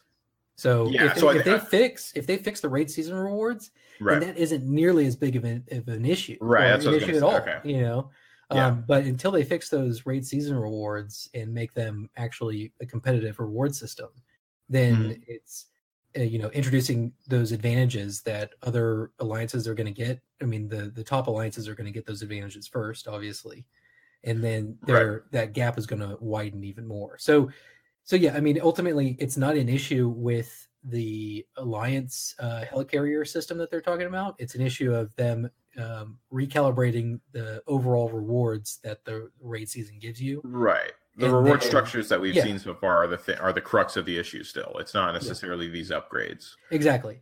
But if those upgrades can still have a negative influence because those rewards are still in place. Can exasperate the end result. Exactly. So it's not necessarily the problem is not the alliance helicarriers, but it can exacerbate it. Yeah. So. I just want to make sure that if anyone from Fox Next is listening, I just want them to make sure that they know that this necessarily it won't be the issue, that it's still the exponential raid reward structures that completely agree. Yep. Yeah. Yep. So. But anyway, so I like the whole helicarrier upgrade thing, and I'm glad that they're going to be experimenting with that. Yep. Me too. Another thing that kind of worries me is this a new type of advancement based on character star levels. I don't know what that means. Yeah, I read that, and I read it over a couple times. Yeah, exactly. I still don't know what it means. Yeah, I'm trying to think of the implications of this. I'm not sure what they're going to do, and I don't think anyone really knows, but I'm not sure what they mean by that. I hope that it's nothing bad. If any of you guys have an idea, go to our Discord at discord.me/PowerCore podcast and join the conversation and let us know. Plug. Shameless plug. But yeah, I mean, really do, because I'm not sure what that is. So if anyone has any ideas, please let us know. I have no idea. But yeah, and this whole increase your alliance level to grant resources that can be spent to increase character stats in your roster. That's interesting to me, but I feel like that's kind of like what mods were in SWGOH. So I'm not sure that because the mod system was terrible, and it was it was really problematic whenever they released it, and it still kind of is. People don't like it. But so I hope there won't be anything like that. So I hope that they really think out all of these things that they're about to do. I like that they're experimenting with things. I like that they're changing it up. But I just want them to think things through. Yeah. And I hope that they're not using this as kind of like a workaround to the fact that the star level increases themselves aren't that much right now. So they're using this as kind of like an adjacent system to increase your character's stats. I don't know, but either way, just really think it out and play test it. Fox Next, if you're listening, please do that before you release it to us. But all right, so let's go ahead and move on. That's pretty much it for the dev blog. So we're through with that. Now it's time to go to the dev team MPO response. Yeah, and we'll go through this pretty quick because we're running on about an hour and a half right now. So yeah, I mean it was a really big week, but so let's go ahead and go through this. So this is the community message that they released after the MPO letter was sent. They came back with this basically. And by the way, everyone that worked on that letter, you guys are amazing, and I really appreciate everything that you do, as does everyone else. I'm just echoing everyone else at this point. But thank you guys so much for doing all that. And let's go ahead and get right to it. So first they wanted to express that they're going to be having communication changes. So in this topic, they pretty much just went over how they want to do these weekly dev blog posts to try to keep us in the loop of the things that they're working on and what's to be coming and their ideas behind everything. And I'm a real big fan of these. I love whenever they do these because it just kind of it gives me the tease that I need for next week, and it kind of lets me see some insights, and in some cases very necessary insight on their thought process behind certain things. What it does is it creates what's the word? It begins with an S. Sympathy. Be sarcastic. Right? No, not Okay. sarcastic. Okay. Sympathy, right? So I can. No, I mean I thought you were about to be very sarcastic. No. I'm being serious. No, this is great because when you communicate your thoughts and you communicate your feelings, then people can come back, and some people will still shoot you down, but the majority of people are goodwill, and they will go, oh, okay, this actually makes sense. Like I didn't even think about it this way.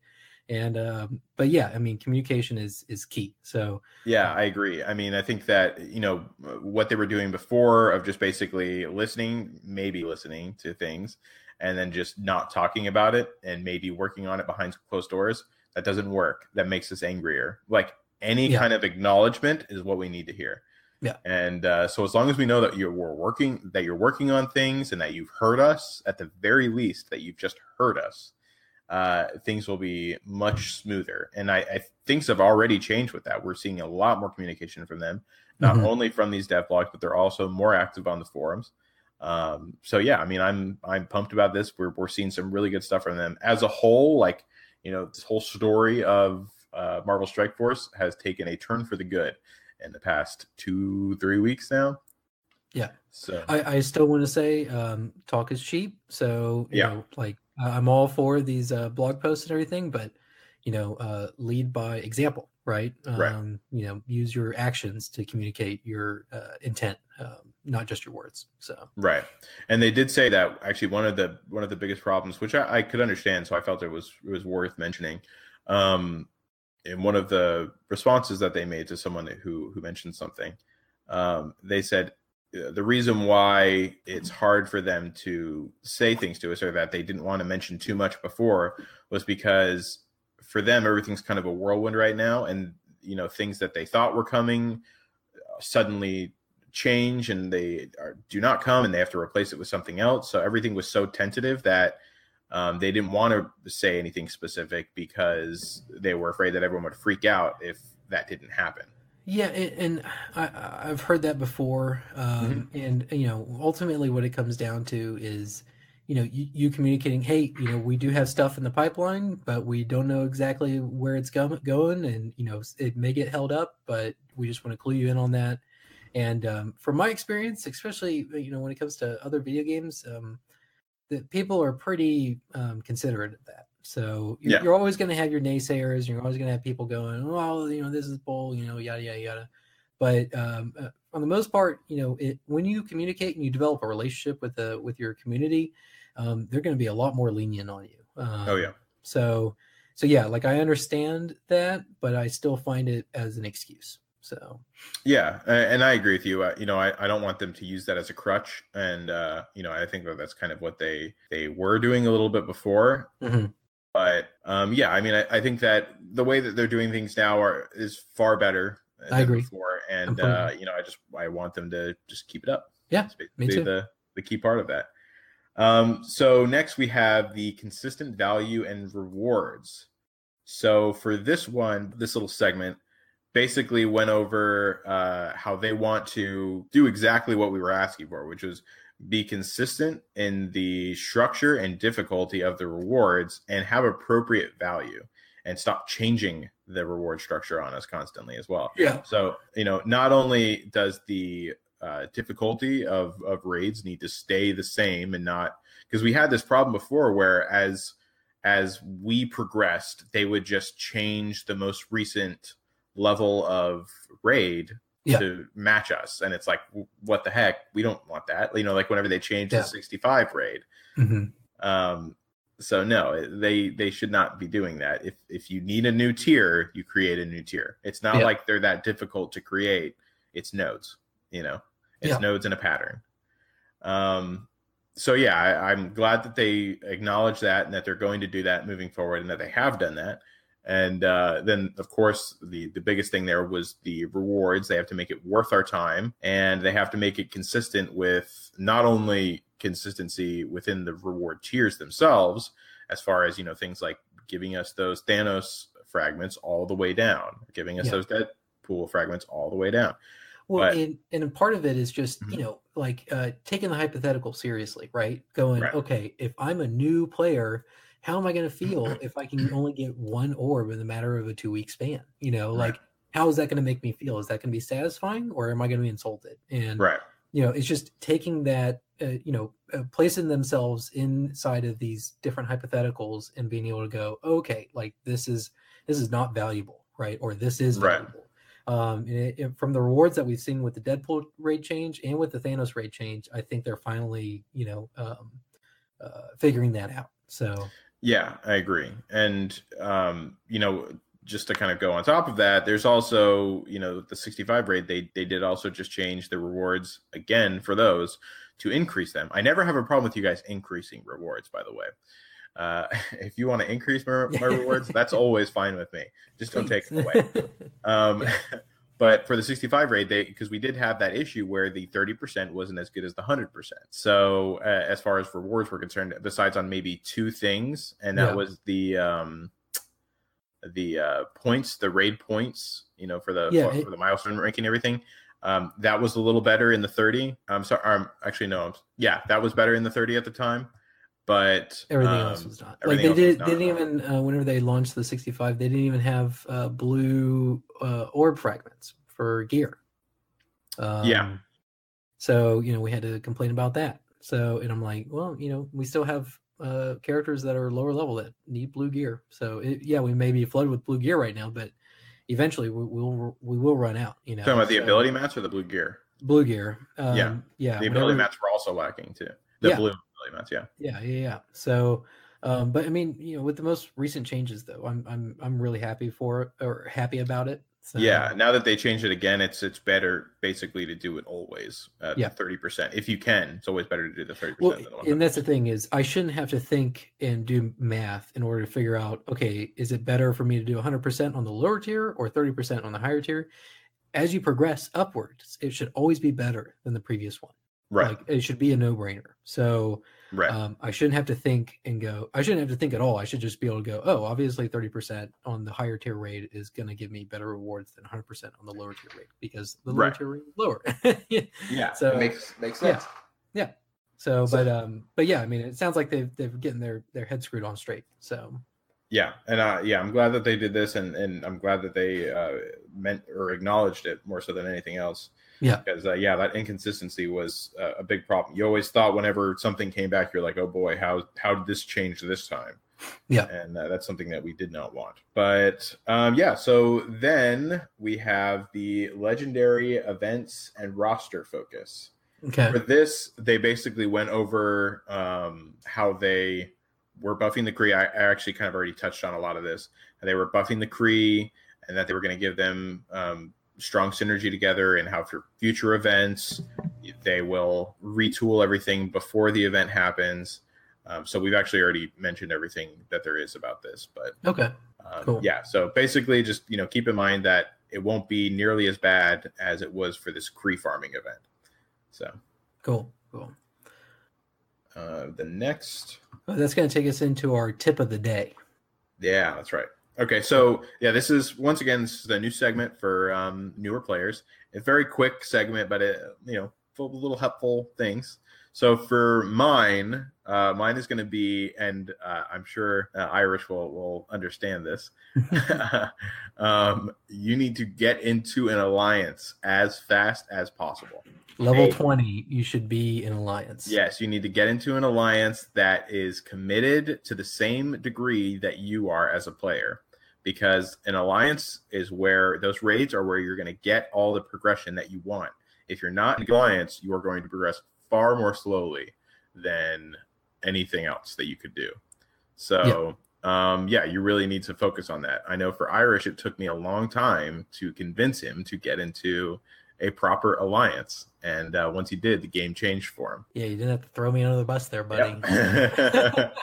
It wasn't just you; it was everyone that played. Yeah, with us, all of our friends. I mean, everyone's hesitant to get into a group of 24 people, so yeah, it's pretty daunting. But yeah, I mean, once you just go into the global chat and say, "Hey, I'm collection power this. My strongest team power is this.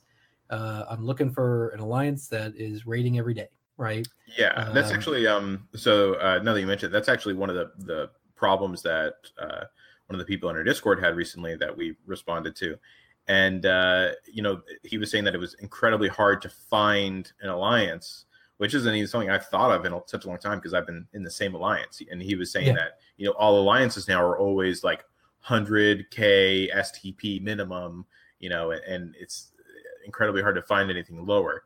And so my recommendation to him was, you need to go into global, and you need to honestly just spam out a message and even color it using the HTML text codes. And you need to put something out there that's just says your stats and that you're looking for a very committed group, and keep spamming it every, couple of minutes. And I'm sure that you'll find someone like that, hopefully. That's how we used to do it in the old days, a couple months ago. But so there's that. And then there's also a lot of different communities that have alliance recruitment threads. There's you can join our Discord, and we have alliance recruitment in ours. We definitely ours. I mean, we do have some people that are recruiting at lower, but a lot of them are higher. Just to to preface with that, you won't find your answer just from there, but we'll probably put in a link for this, but a whole bunch of different community threads. We'll probably make a channel specifically for that. But there's a whole bunch of different Discord communities that also have that on a much wider level. It's literally like the Reddit community thread or the Players Association community thread, where they all have those things, and it's much more abundant. As well as actually on Reddit, there is a alliance recruitment mega thread that they have. Yeah. So that's also an option. Just make sure you sort by new, and you can kind of peruse there. Yeah. What about you, Irish? What's your tip of the week? My tip is more abstract. What my advice is to, you can metagame, right? Obviously, we in one of our prior podcasts we went through the 5 characters that you should really focus on in the beginning, just so you can start to get the characters that you like. And from the way I see it is that you should, if you want a particular character that isn't necessarily meta, go for that character. Make that your own, right? Because from the way it looks like is Fox Next is going around and they are buffing, these underwhelming characters generously. Yeah. So don't really, get too hung up on the meta per se. And really, unless you are a meta gamer. Unless if that makes you happy, like metagaming, then go for the metagame approach. But if you're like me and you go, I love Groot and I know he's garbage, but I am going to invest a lot in him because I know one day he's going to be a monster. Then do it, because that's what, ultimately you need to do what makes you enjoy the game, not, if you're miserable and you're going, I'm upgrading all these characters that I care less about, then you're not enjoying the game, right? And my tip to you is to do what makes you enjoy the game, and if it's metagaming, then do that. But if it's you going, I love Jessica Jones or Iron Fist, then go all in on Iron Fist, and whenever he does get that buff, you're going to be singing and everyone else is going to be crying. So and that's the thing, it sounds like they're going to go through and refine these underwhelming characters relatively quickly, which is super exciting. But yeah, ultimately do what you enjoy. So that's my tip for newbies. So that's a good one.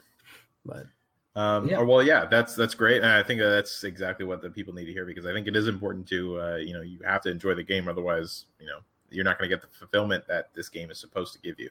Yeah. So all right, well, let's go to the next subject, which is the character deep dive. Okay, so all right, buckle up, people. This is gonna there's a storm coming. There's a storm brewing. And that's exactly who we're going to talk about is Storm. So Storm's amazing. I've always loved Storm in the comics. I've never been like a Storm, like obsessed with her in the same way that I was with Wolverine or the Incredible Hulk. But Storm is a super cool character. Actually, sorry, I was going to do this for this week, but just to let you guys know, starting next week, I believe, we are going to do a little bit of lore with each character deep dive. One of our elders had mentioned that he would be more than happy to try to do that if we were interested in including that, and I think that's a pretty cool idea.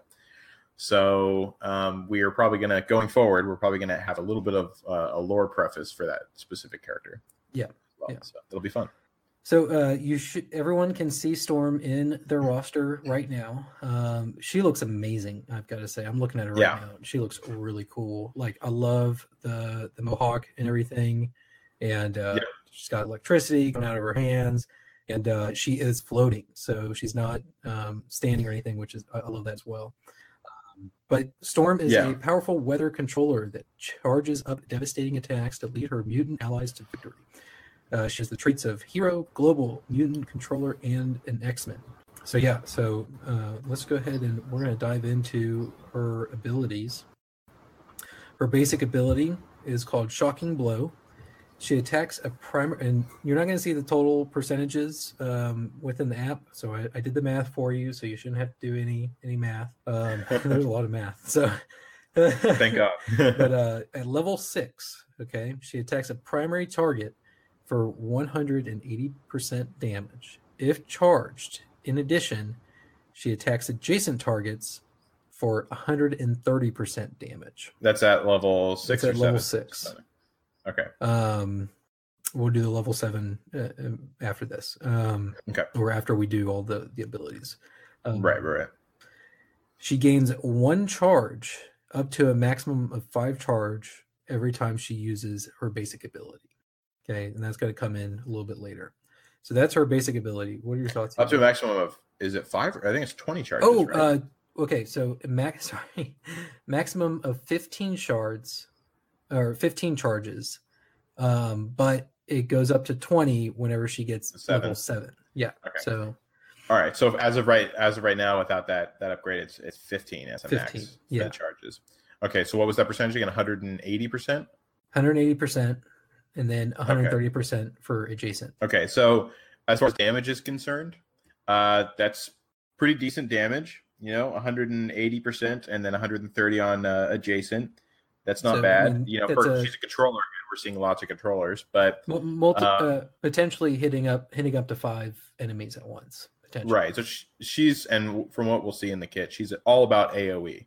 So those percentages on damage are going to be, the more people that you hit, the less damage percentages that she's going to have. Yeah. So yeah, it's decent for what it is, but the biggest thing there is obviously the stacks, which we're going to get into. But you can at level 6, you can get up to 15 stacks. Yes. Which is very important for her kit.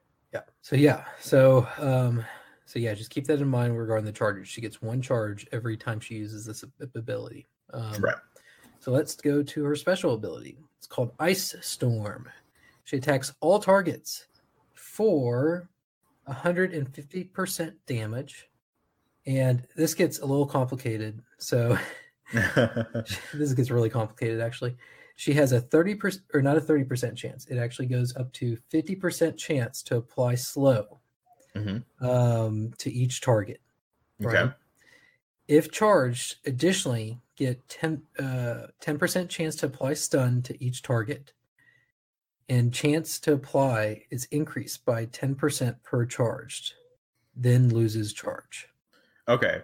So basically we're looking at, some damage. What was the percentage of damage there? The percentage of damage is 150%. All right, so 150% damage, not too much, but keep in mind it's all targets. And then we have a 50% chance to slow, a flat 50% chance to slow all of those targets. Yeah. On top of that, if you have just 1 charge, you get an additional 10% chance to apply a stun. Now, I'm not sure if that is also including the slow or if that is just a flat 10% chance to gain stun on them as well. But regardless, you have a 10% chance to apply stun to each target. And that chance is increased by 10% per charge. Right. So each charge that you have, which as of right now at level 6 on her basic, you have a cap of 15, right? So you can stack that up. So that's 10% times 15. So you're over 100 at that point. Mm-hmm. And so you're basically going to be stunning. You're going to have a 100% chance to stun. It still has to go against their resistance from your focus. Thank you. So it's still going to be a little bit of a numbers game on that, but it will be 100% chance to apply. If you have max stacks, it will be 100% chance to apply that. Actually, I guess, if it's 150, like if you have 15 stacks and is 150% chance, even though that's over the 100, I wonder if that 50% that extra 50% would play a part against the enemy's resistance. That's not clear. Yeah. Yeah. I'm not sure. Here's another piece of this ability that I have to interject. So yeah, she has a 50% chance to apply a slow, but if she's got charges, that she gets 20% per charge chance to slow as well. Oh wow! So so much to that kit. Yeah, it's really confusing, and I'm looking it over like multiple times, and I'm still not exactly sure how it plays out. But yeah, I mean, if it looks right, I mean, you can have 100% chance to apply slow to each target as well. Okay, so it's correct me if I'm wrong here, but it is 10% extra per charge to also slow. Is that what you said? Yes. Okay, so it's so each charge, just to condense all of this information, each charge gives an extra 10% chance to stun and slow. So the slow starts at 50%, the stun starts at 0. The stun starts at 10%. So that's if you're charged. I'm saying 0 if you're not charged. Oh yeah, if you're not charged, there's 0% chance to stun. Okay. What ends up happening, right, is that she does 150% damage AoE. Mm-hmm. She has a 50% chance to apply slow to each target. If she has any charges, it's an additional 20% chance to slow per charge. 20% chance. 20% chance. Yes. Wow. Okay. On top of that, if she's charged, she additionally gets a 10% chance to apply stun to each target. And the chance to apply that stun is increased by 10% per charge. That stays the same all throughout her leveling, is the chance to stun. Right. But the chance to slow goes up. So basically, if you have max stacks, right, which is 15 at her level 6 basic. Yes. Right. Then she is going to have over a 100% chance to apply not only the stun, which is 10% per stack, but also the slow, which is an additional 20% per stack. Yes. Correct? So then you're going to have, if you have 15 stacks, you're going to have way over 100% on each one. So they're more than likely, you're still going to have to play it against their resistance versus your focus. Yeah. But chances are they're getting stunned, unless you have someone like Thanos. Yeah, the only person I can see is Thanos resisting that. So that's crazy. And I wonder if, I know we don't know this, but I wonder if how should I say, if it goes over, since it goes over 100%, it could potentially go to 150 or up for the slow. I don't know the amount, but I wonder if that extra percentage plays a part in applying it against that enemy's resistance. I'm not sure. I don't know. I have no idea. That'll be interesting to experiment with, because it's a really strong ability, that's for sure. Yeah. I think it's going to be, in order to really make it worthwhile, because of her next ability, that's where you really want to use the stacks. But I think there's going to be specific nodes that you want to come in with that might really come in handy. Slow. Yeah, because to stun and or slow everyone is incredibly strong. Yeah. All right. Well then, let's go ahead and move on to her next ability. That one was very crazy. Yeah, that one's brutal. Make sure you guys read over that a couple Yeah. times because it's intense. And then once they get that on the website, msf.gg, then it'll be a lot clearer. And that 150%, it just I'm sure you already mentioned this, but that is AoE as in the entire team is affected. Yes. Yeah. All right. So her ultimate is called Storm of the Century. And what she does is at level 6, she attacks all targets for 100% damage. But the damage is increased by 90% per charge. So you're looking at total 15 stacks right now. 15 times 90, you're looking at 450%. Or no, that's more than that. Sorry, 15 times 90. It was 15 stacks times the 90%, right? So it's dear God. Wow. Okay, 1350. So 1,350% plus 100%, so 1,450. Yeah. Percent AoE damage to the entire team. That's strong. Now, and that's I wonder if she can be blinded with this ability. Oh yeah, or if she pulls a crossbones where it doesn't matter if she's blinded, or if she pulls a quake where if she's blinded, her ult is useless. Yeah, I'm really interested in that. So yeah, that's a good point. I wonder how that's going to play out because they haven't really had consistency with that yet. Yeah. Well, yeah, but either way, that damage is nuts. I mean, it's useless insane. On the bottom level. It's just useless on the bottom level. But wow, that damage, what it gets up to, that's strong. And one of the things that I think is that she's going to be used for is, I think that she's going to be basically brought into a raid. She's only going to be useful in raids, pretty much. I agree. I don't see her being used really anywhere else. No. And I know that her stacks continue from node to node, as well as it persists through death. So if she dies and you bring her back with your resource, you'll get those charges back. You'll have those charges back to where they were. And that could be really good for if you get down to Ultimus in that Ultimus 6 raid, right? Yep. You want to nuke the entire team. I saw a YouTube video of Tony Bing doing that the other day. And I mean, it lowered him. Granted, he had a fully maxed out team because he was on the test server. But yeah, his Ultimus is, not only did it kill everyone that Ultimus was with in that wave, but it also did just a little under 50% of his health. So probably around like 45% of his health. And that's like Ultimus, who is, I think he was like 50K. Oh, wow. Or something. Yeah. So you can really use them to nuke. Because if you have especially like a couple people with Storm that have that same method, and you all get to Ultimus, you're going to wipe that node, no problem. So that makes me want Storm even more now. Yeah, that's a pretty interesting strategy right there. And it could really come in handy. So if you're just basically using her as a nuke, and that was also without having, I think that she had defense up on herself, but she did not get the defense down. They did not get the defense down on Ultimus.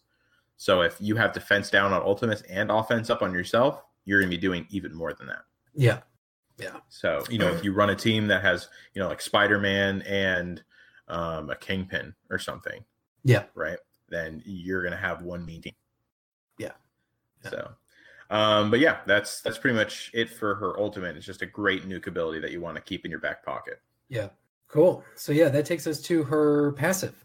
Let's go to town. And her passive is called Ride the Wind. Ooh. On turn, she has this goes to at level 4. I'm just going to do level 4 first. Mm-hmm. At level 4, she has a 40% chance to apply speed up to X-Men and X-Force allies. And she also gains a 40% chance to grant assists now to self or random X-Men or X-Force ally on each X-Men or X-Force ally's turn. So that's pretty strong. Now you said it was a 40% chance to apply speed up to those allies? Yep, on her turn. On her turn. But on their turn, she has a chance to grant assist now to herself or to a random X-Men or X-Force ally on each X-Men or X-Force ally's turn. So that begs the question for this, which is, does that assist apply a stack?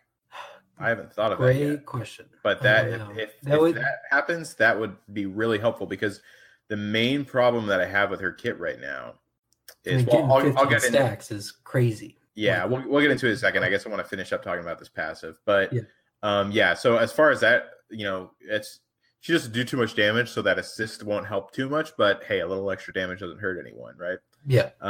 Keep in mind it is those specific, the X-Men and the X-Force allies, but the speed up is very good.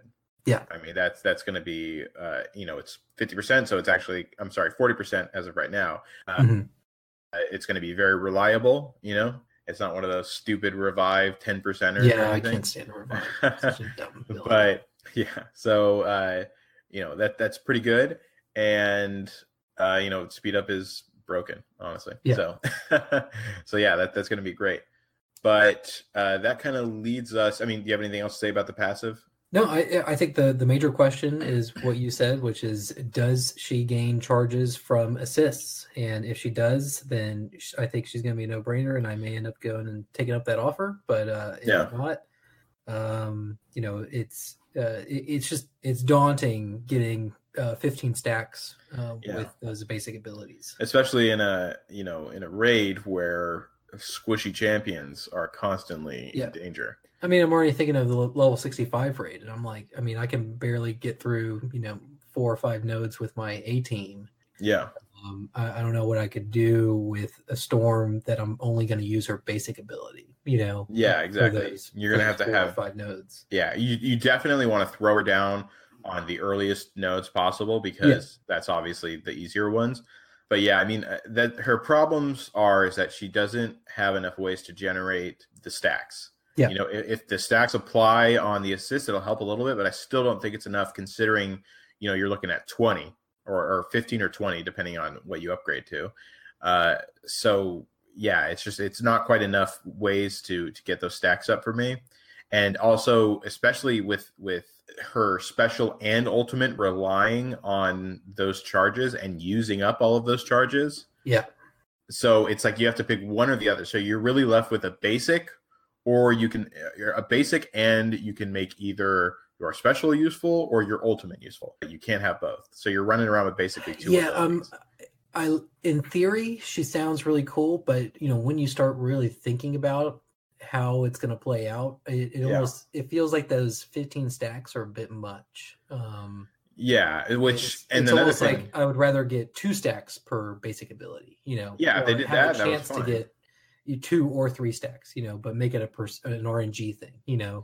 I wouldn't be against that, but or I would say one thing that I would do is maybe, and this might make her too broken, so I'm not sure they'd have to play around with this a little, but her special would, because I think everyone's just going to save it up for most of the time the ultimate, occasionally the special, depending on the node. But if they made the special not consume the charges and also had a chance to somehow gain additional charges, like depending on how many people it affects or something like that. Well, I'm not this. I think that would be a little broken, but I think I think past 100%, like you could just make it to where it's like, it consumes as many stacks as it takes to get to 100% or less. So it's like if I've only got, but even then you have the initial climb. That's the problem. Like that's fine if you're sitting pretty with 15 or 20, but even then it's, I don't know.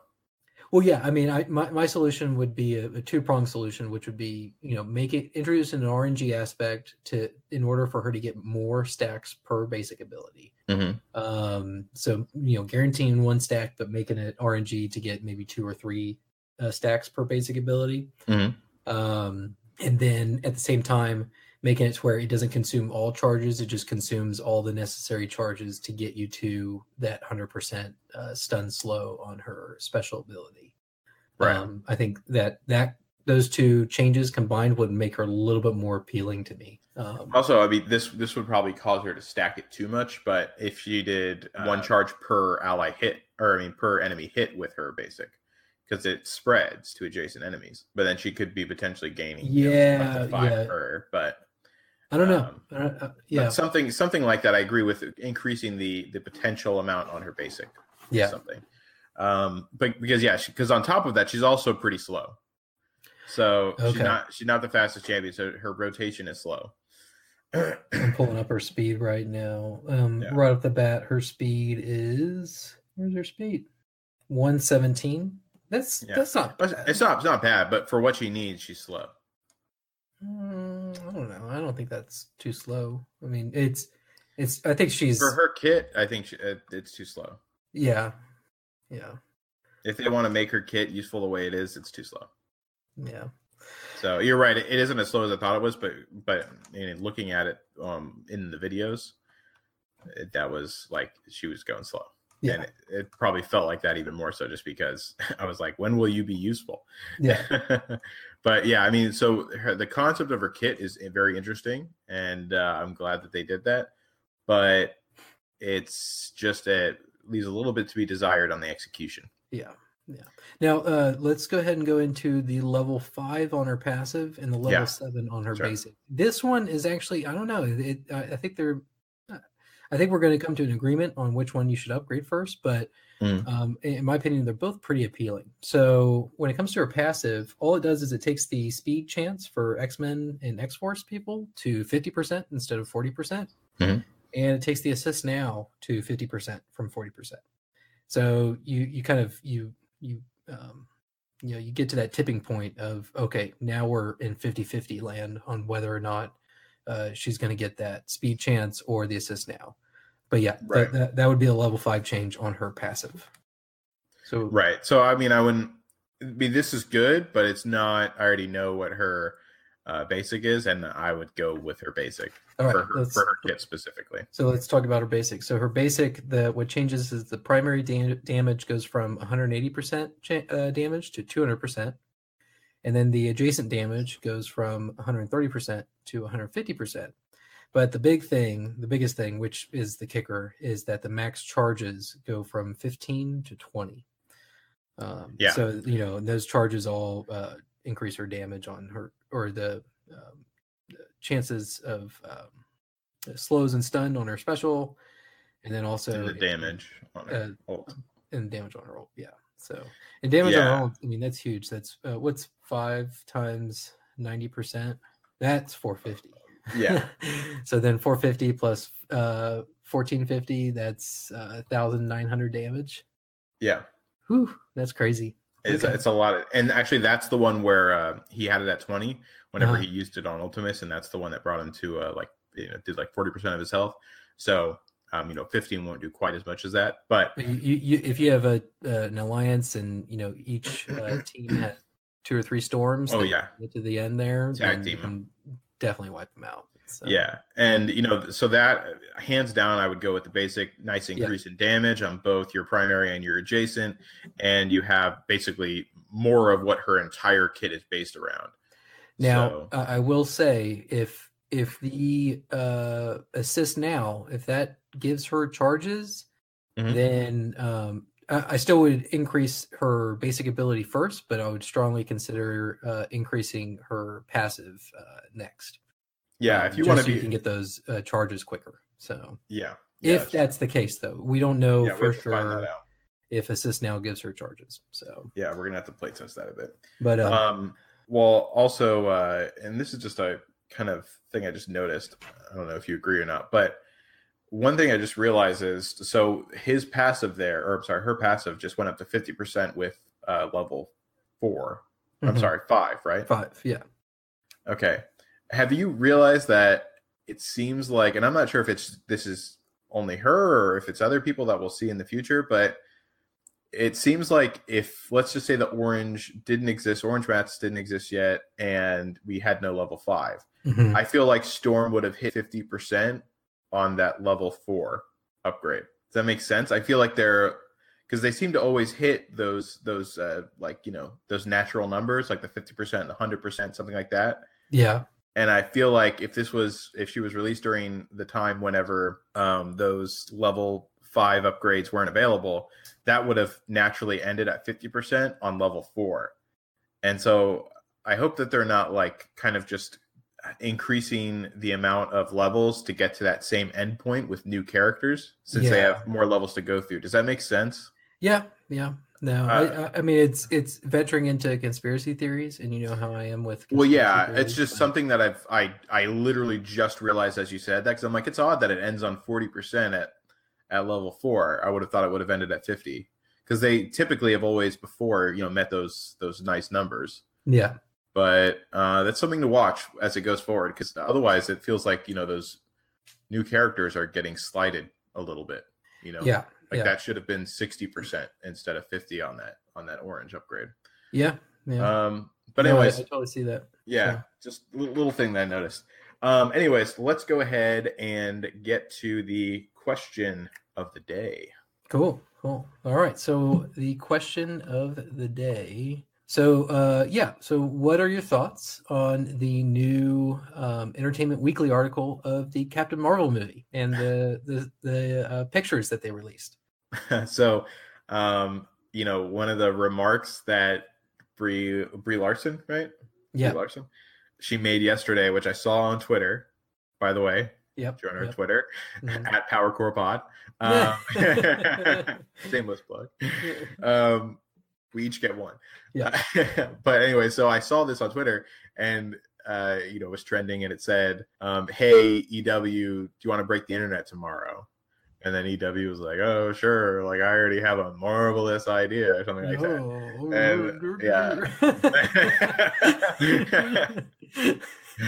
And by the way, sorry, this isn't like totally game related, but it was just, it was a fun thing. We want to kind of, end on like a not so serious note. So. Right. So yeah, I don't think this is game breaking. I think all of us thought that a trailer was coming out. That would have been internet breaking, but an EW article with pictures, not so game breaking. I'm glad to see the pictures, or but internet breaking. Yeah, I'm not. I don't think that qualifies as internet breaking. Now a trailer, that is internet breaking. Right. So, that's what I thought was coming out. Whenever I saw it, I was like, oh yeah, baby. People think that it's going to release Friday. That way people can watch it over and over again over the weekend. So, well, I mean, honestly, I hope so. The sooner the better. Well, yeah, it's been enough time. I feel like, for sure. Yeah, and that's the thing about these images, is that none of them have CGI.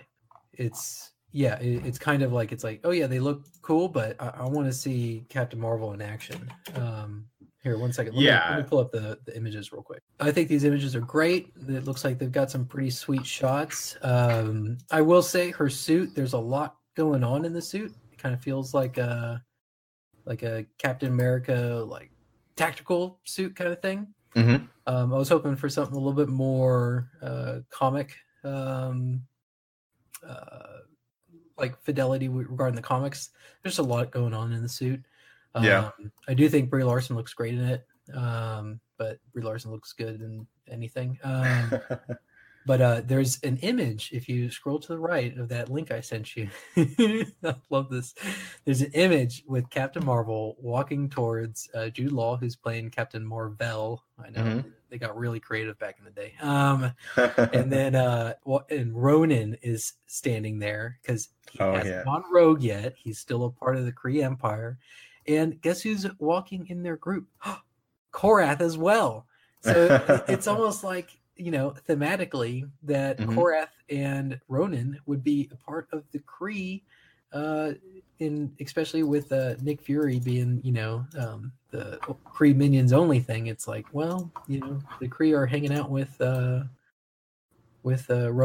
and Korath right here. So if you're going for that fidelity, then you kind of missed the mark there, Fox Next. Yeah, and who was that? Do you remember the lineup? I think Ed gave it to us. Yeah, he did. By the way, if you guys want to join our Discord, get in on the phone. Discord.me/PowerCore Podcast. That'll bring you right in. Right. You guys join us, guys. You guys can look for yourselves. But the team, right, which is what do they call them? Star Force, right? Is you have Dr. Minerva, Shatterack, Supremor, Captain Atlas, Korath the Pursuer, of course, and Ultimus is in that as well. Yeah, that's interesting. Yeah, I thought that was cool. So so Ed, he's one of our elders. So Ed Carden, he's awesome, knows his shit. That's for sure. Yeah. And so he was saying that It looks like what was the sword one that we couldn't figure out? Shatterack. There we go. So there's this group photo of them walking towards Ronan and Marvel, and so it looks like it's Shatterack from it looks like from the left. Marvel, okay, yeah, Marvel. I'm sorry, Marvel, then Ronan, and then in the group walking towards them, it's Korath, Shatterack, Carol Danvers, Ultimus, potentially, and Dr. Minerva. Yeah, I think that's the what everyone is thinking. It's not official at all. Yeah, not official. This is speculative, but yeah. So that's what he was thinking they were, and that's what it looked like from another image that he sent of the group in comic form. So yeah, pretty interesting stuff. They're going to have all those people. That actually made me more excited for the movie than anything else. The suit looks interesting. And I just think there's a lot going on in this. There is a lot going on. I'm not sure. It's not as clean as I would have hoped. Yeah, I'm not sure about tactical. The fidelity to the comics on that. Just because I don't know, but it is a little, and it seems a little. I don't know. I'm not a super big fan of it. And then to top it off, I'm not a huge fan of Brie Larson, anyways. And her Entertainment Weekly cover picture, her facial expression throws me. Entertainment Weekly, though, people were saying this in the Reddit comments, but apparently they over-doctor a lot of these images. It actually looks over, like her body looks like it is doing something different than her face. Yeah, like I like the first image you see in the actual link that I sent you, where she's just standing there like in the desert. Like, I'm going back to it right now, and from what I remember. That one I like a lot more. There it is. Yeah. That one makes much more sense to me. The other one was just like, it literally looked like they copied her face and put it onto her body doing that pose. It was rather strange. Yeah, it is. That's the common critique is apparently EW, like they love to just over Photoshop things. Let's move to the next image, which is the first picture of the MCU scroll. What do you think of that? I feel like it's a little prosthetic-y. I think they're going to CGI it a little bit, kind of. I hope so. I mean, it doesn't polish it out. Doesn't look terrible, but it does look fake. Yeah, I mean, it looks like people wearing masks right now. Yeah. So it's one of those things where I'm hoping that they kind of give them a little bit of a Thanos treatment and bring some elasticity to their face, because right now it definitely looks a little stiff, but I mean, it's an image, so we can't really judge it entirely. Once the trailer comes out, we should hopefully get a better look of how the scroll move and stuff like that. Yeah, but the scroll are a super cool race of beings. They're kind of they're basically Marvel's version of the Body Snatchers. If you haven't heard of the Body Snatchers, do some research on it. It's an old, I think it's a which one? It's Body Snatchers. I think it's just an old movie. It's got a really neat premise, and I won't give anything away. But that's Marvel's version of the Body Snatchers. I don't know anything about the scroll really, but I will say I did see in the comments apparently they were talking like how can they use the scroll because of the whole Fox Disney merger thing, and Fox apparently has the rights to the scroll, but apparently Fox has the rights to some particular scroll characters. Oh my gosh! So and since the merger isn't finalized yet, they're not using those ones. Yeah, right, exactly. So this is excluding those ones that they can't touch. Apparently, isn't intellectual property fun? Yeah. So let's go to the next image. Next image is a picture of Ben Mendelsohn. I love Mendelsohn. He is just the best villain in recent history. I think he's I don't know if he's gonna play a villain in Captain Marvel. I kind of hope he doesn't. I hope they kind of put him in a new, different place rather than just typecasting him. Because he's got the caliber to pull it off. I mean, just because he's really good at being a villain doesn't mean he needs to be a villain all the time. What villain would he play? I don't know. He's wearing a typical man in a suit. You think he's going to be a villain because he's a man in the suit? No. I'm saying I don't know if he's going to be a villain. Next image is Ronan with Captain Marvel. They look pretty cool. Yeah. And so Ronan's a good guy in this. Yeah. This is before he goes rogue. Yeah. Yeah, this is cool. I'm gonna really enjoy this. Yeah, and then it's got the traditional, Marvel superhero in a baseball cap, and I'm surprised she's not wearing sunglasses. Classic look. look. And then the next one is Nick Fury. He got de-aged. So yeah. I don't think I've ever even seen him this young before. So it's honestly, he looks the same to me. He looks the same to you? Oh, he looks like. I mean, he does look a little bit younger, but I don't know. I also just can't imagine, like, I don't know. Whenever I think of Samuel Jackson, like a clear face doesn't appear. It's just like, particular characteristics of it. So yeah. So I mean, I'm a big Jackson fan, so I've been following him for a long time. I watch almost all his movies, but yeah, this one I've never seen him this young before. So it's it's weird for me because I'm just like, I've never even seen him. You're older than this. What are you doing? but yeah, it looks really good so far. So I'm excited. And then so the next one, that's okay because she was an Air Force pilot. She's in apparently this is Marvel's version of Top Gun is what they're doing. That's literally what came into my head whenever I saw her in this pose. That's great. So I'm all for it. And then what's the next one? Maria Photon Rambeau. So she is she's Goose. That's basically what it comes down to. I have no idea if she's anything more. We'll have to ask the elders about that. Yeah. And then we have her Entertainment Weekly cover photo. The horrendously photoshopped cover photo. Yeah. So but yeah, I think, like I said, I'm not a huge fan of Brie Larson, but I think that the story is going to be really cool, and I'm really excited just to see another chapter in Marvel. Period. Yeah. So yeah, this will be Marvel's first female lead movie. Oh yeah, you're right. So Wonder Woman beat them to the punch, but I'm glad that they're following up. So yeah, and then I think their next one for that would be the Black Widow.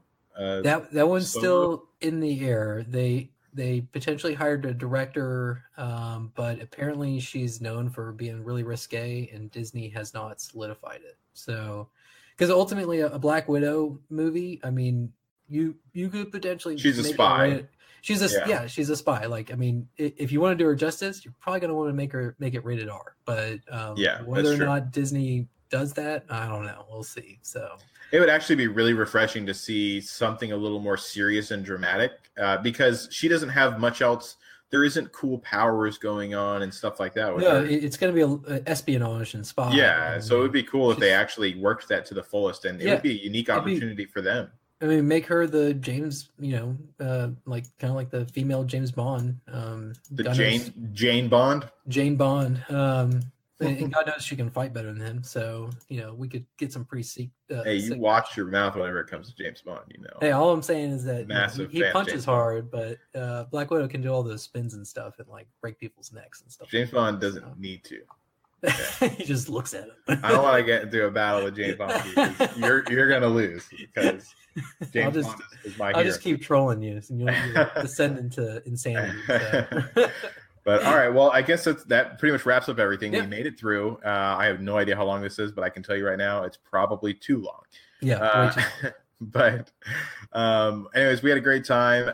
Don't forget to find us on Twitter at twitter.com/PowerCorePod. The handle is at PowerCorePod. And you can find us on Discord, discord.me/PowerCorePodcast. And you can email us at msfpowercore@gmail.com. And yeah, I'm getting pretty good at that. That's what I came out thinking. It only took 17 episodes, but we got it. Yeah. Exactly. But anyways, so that'll do it for today. So we will see you guys next time. Peace.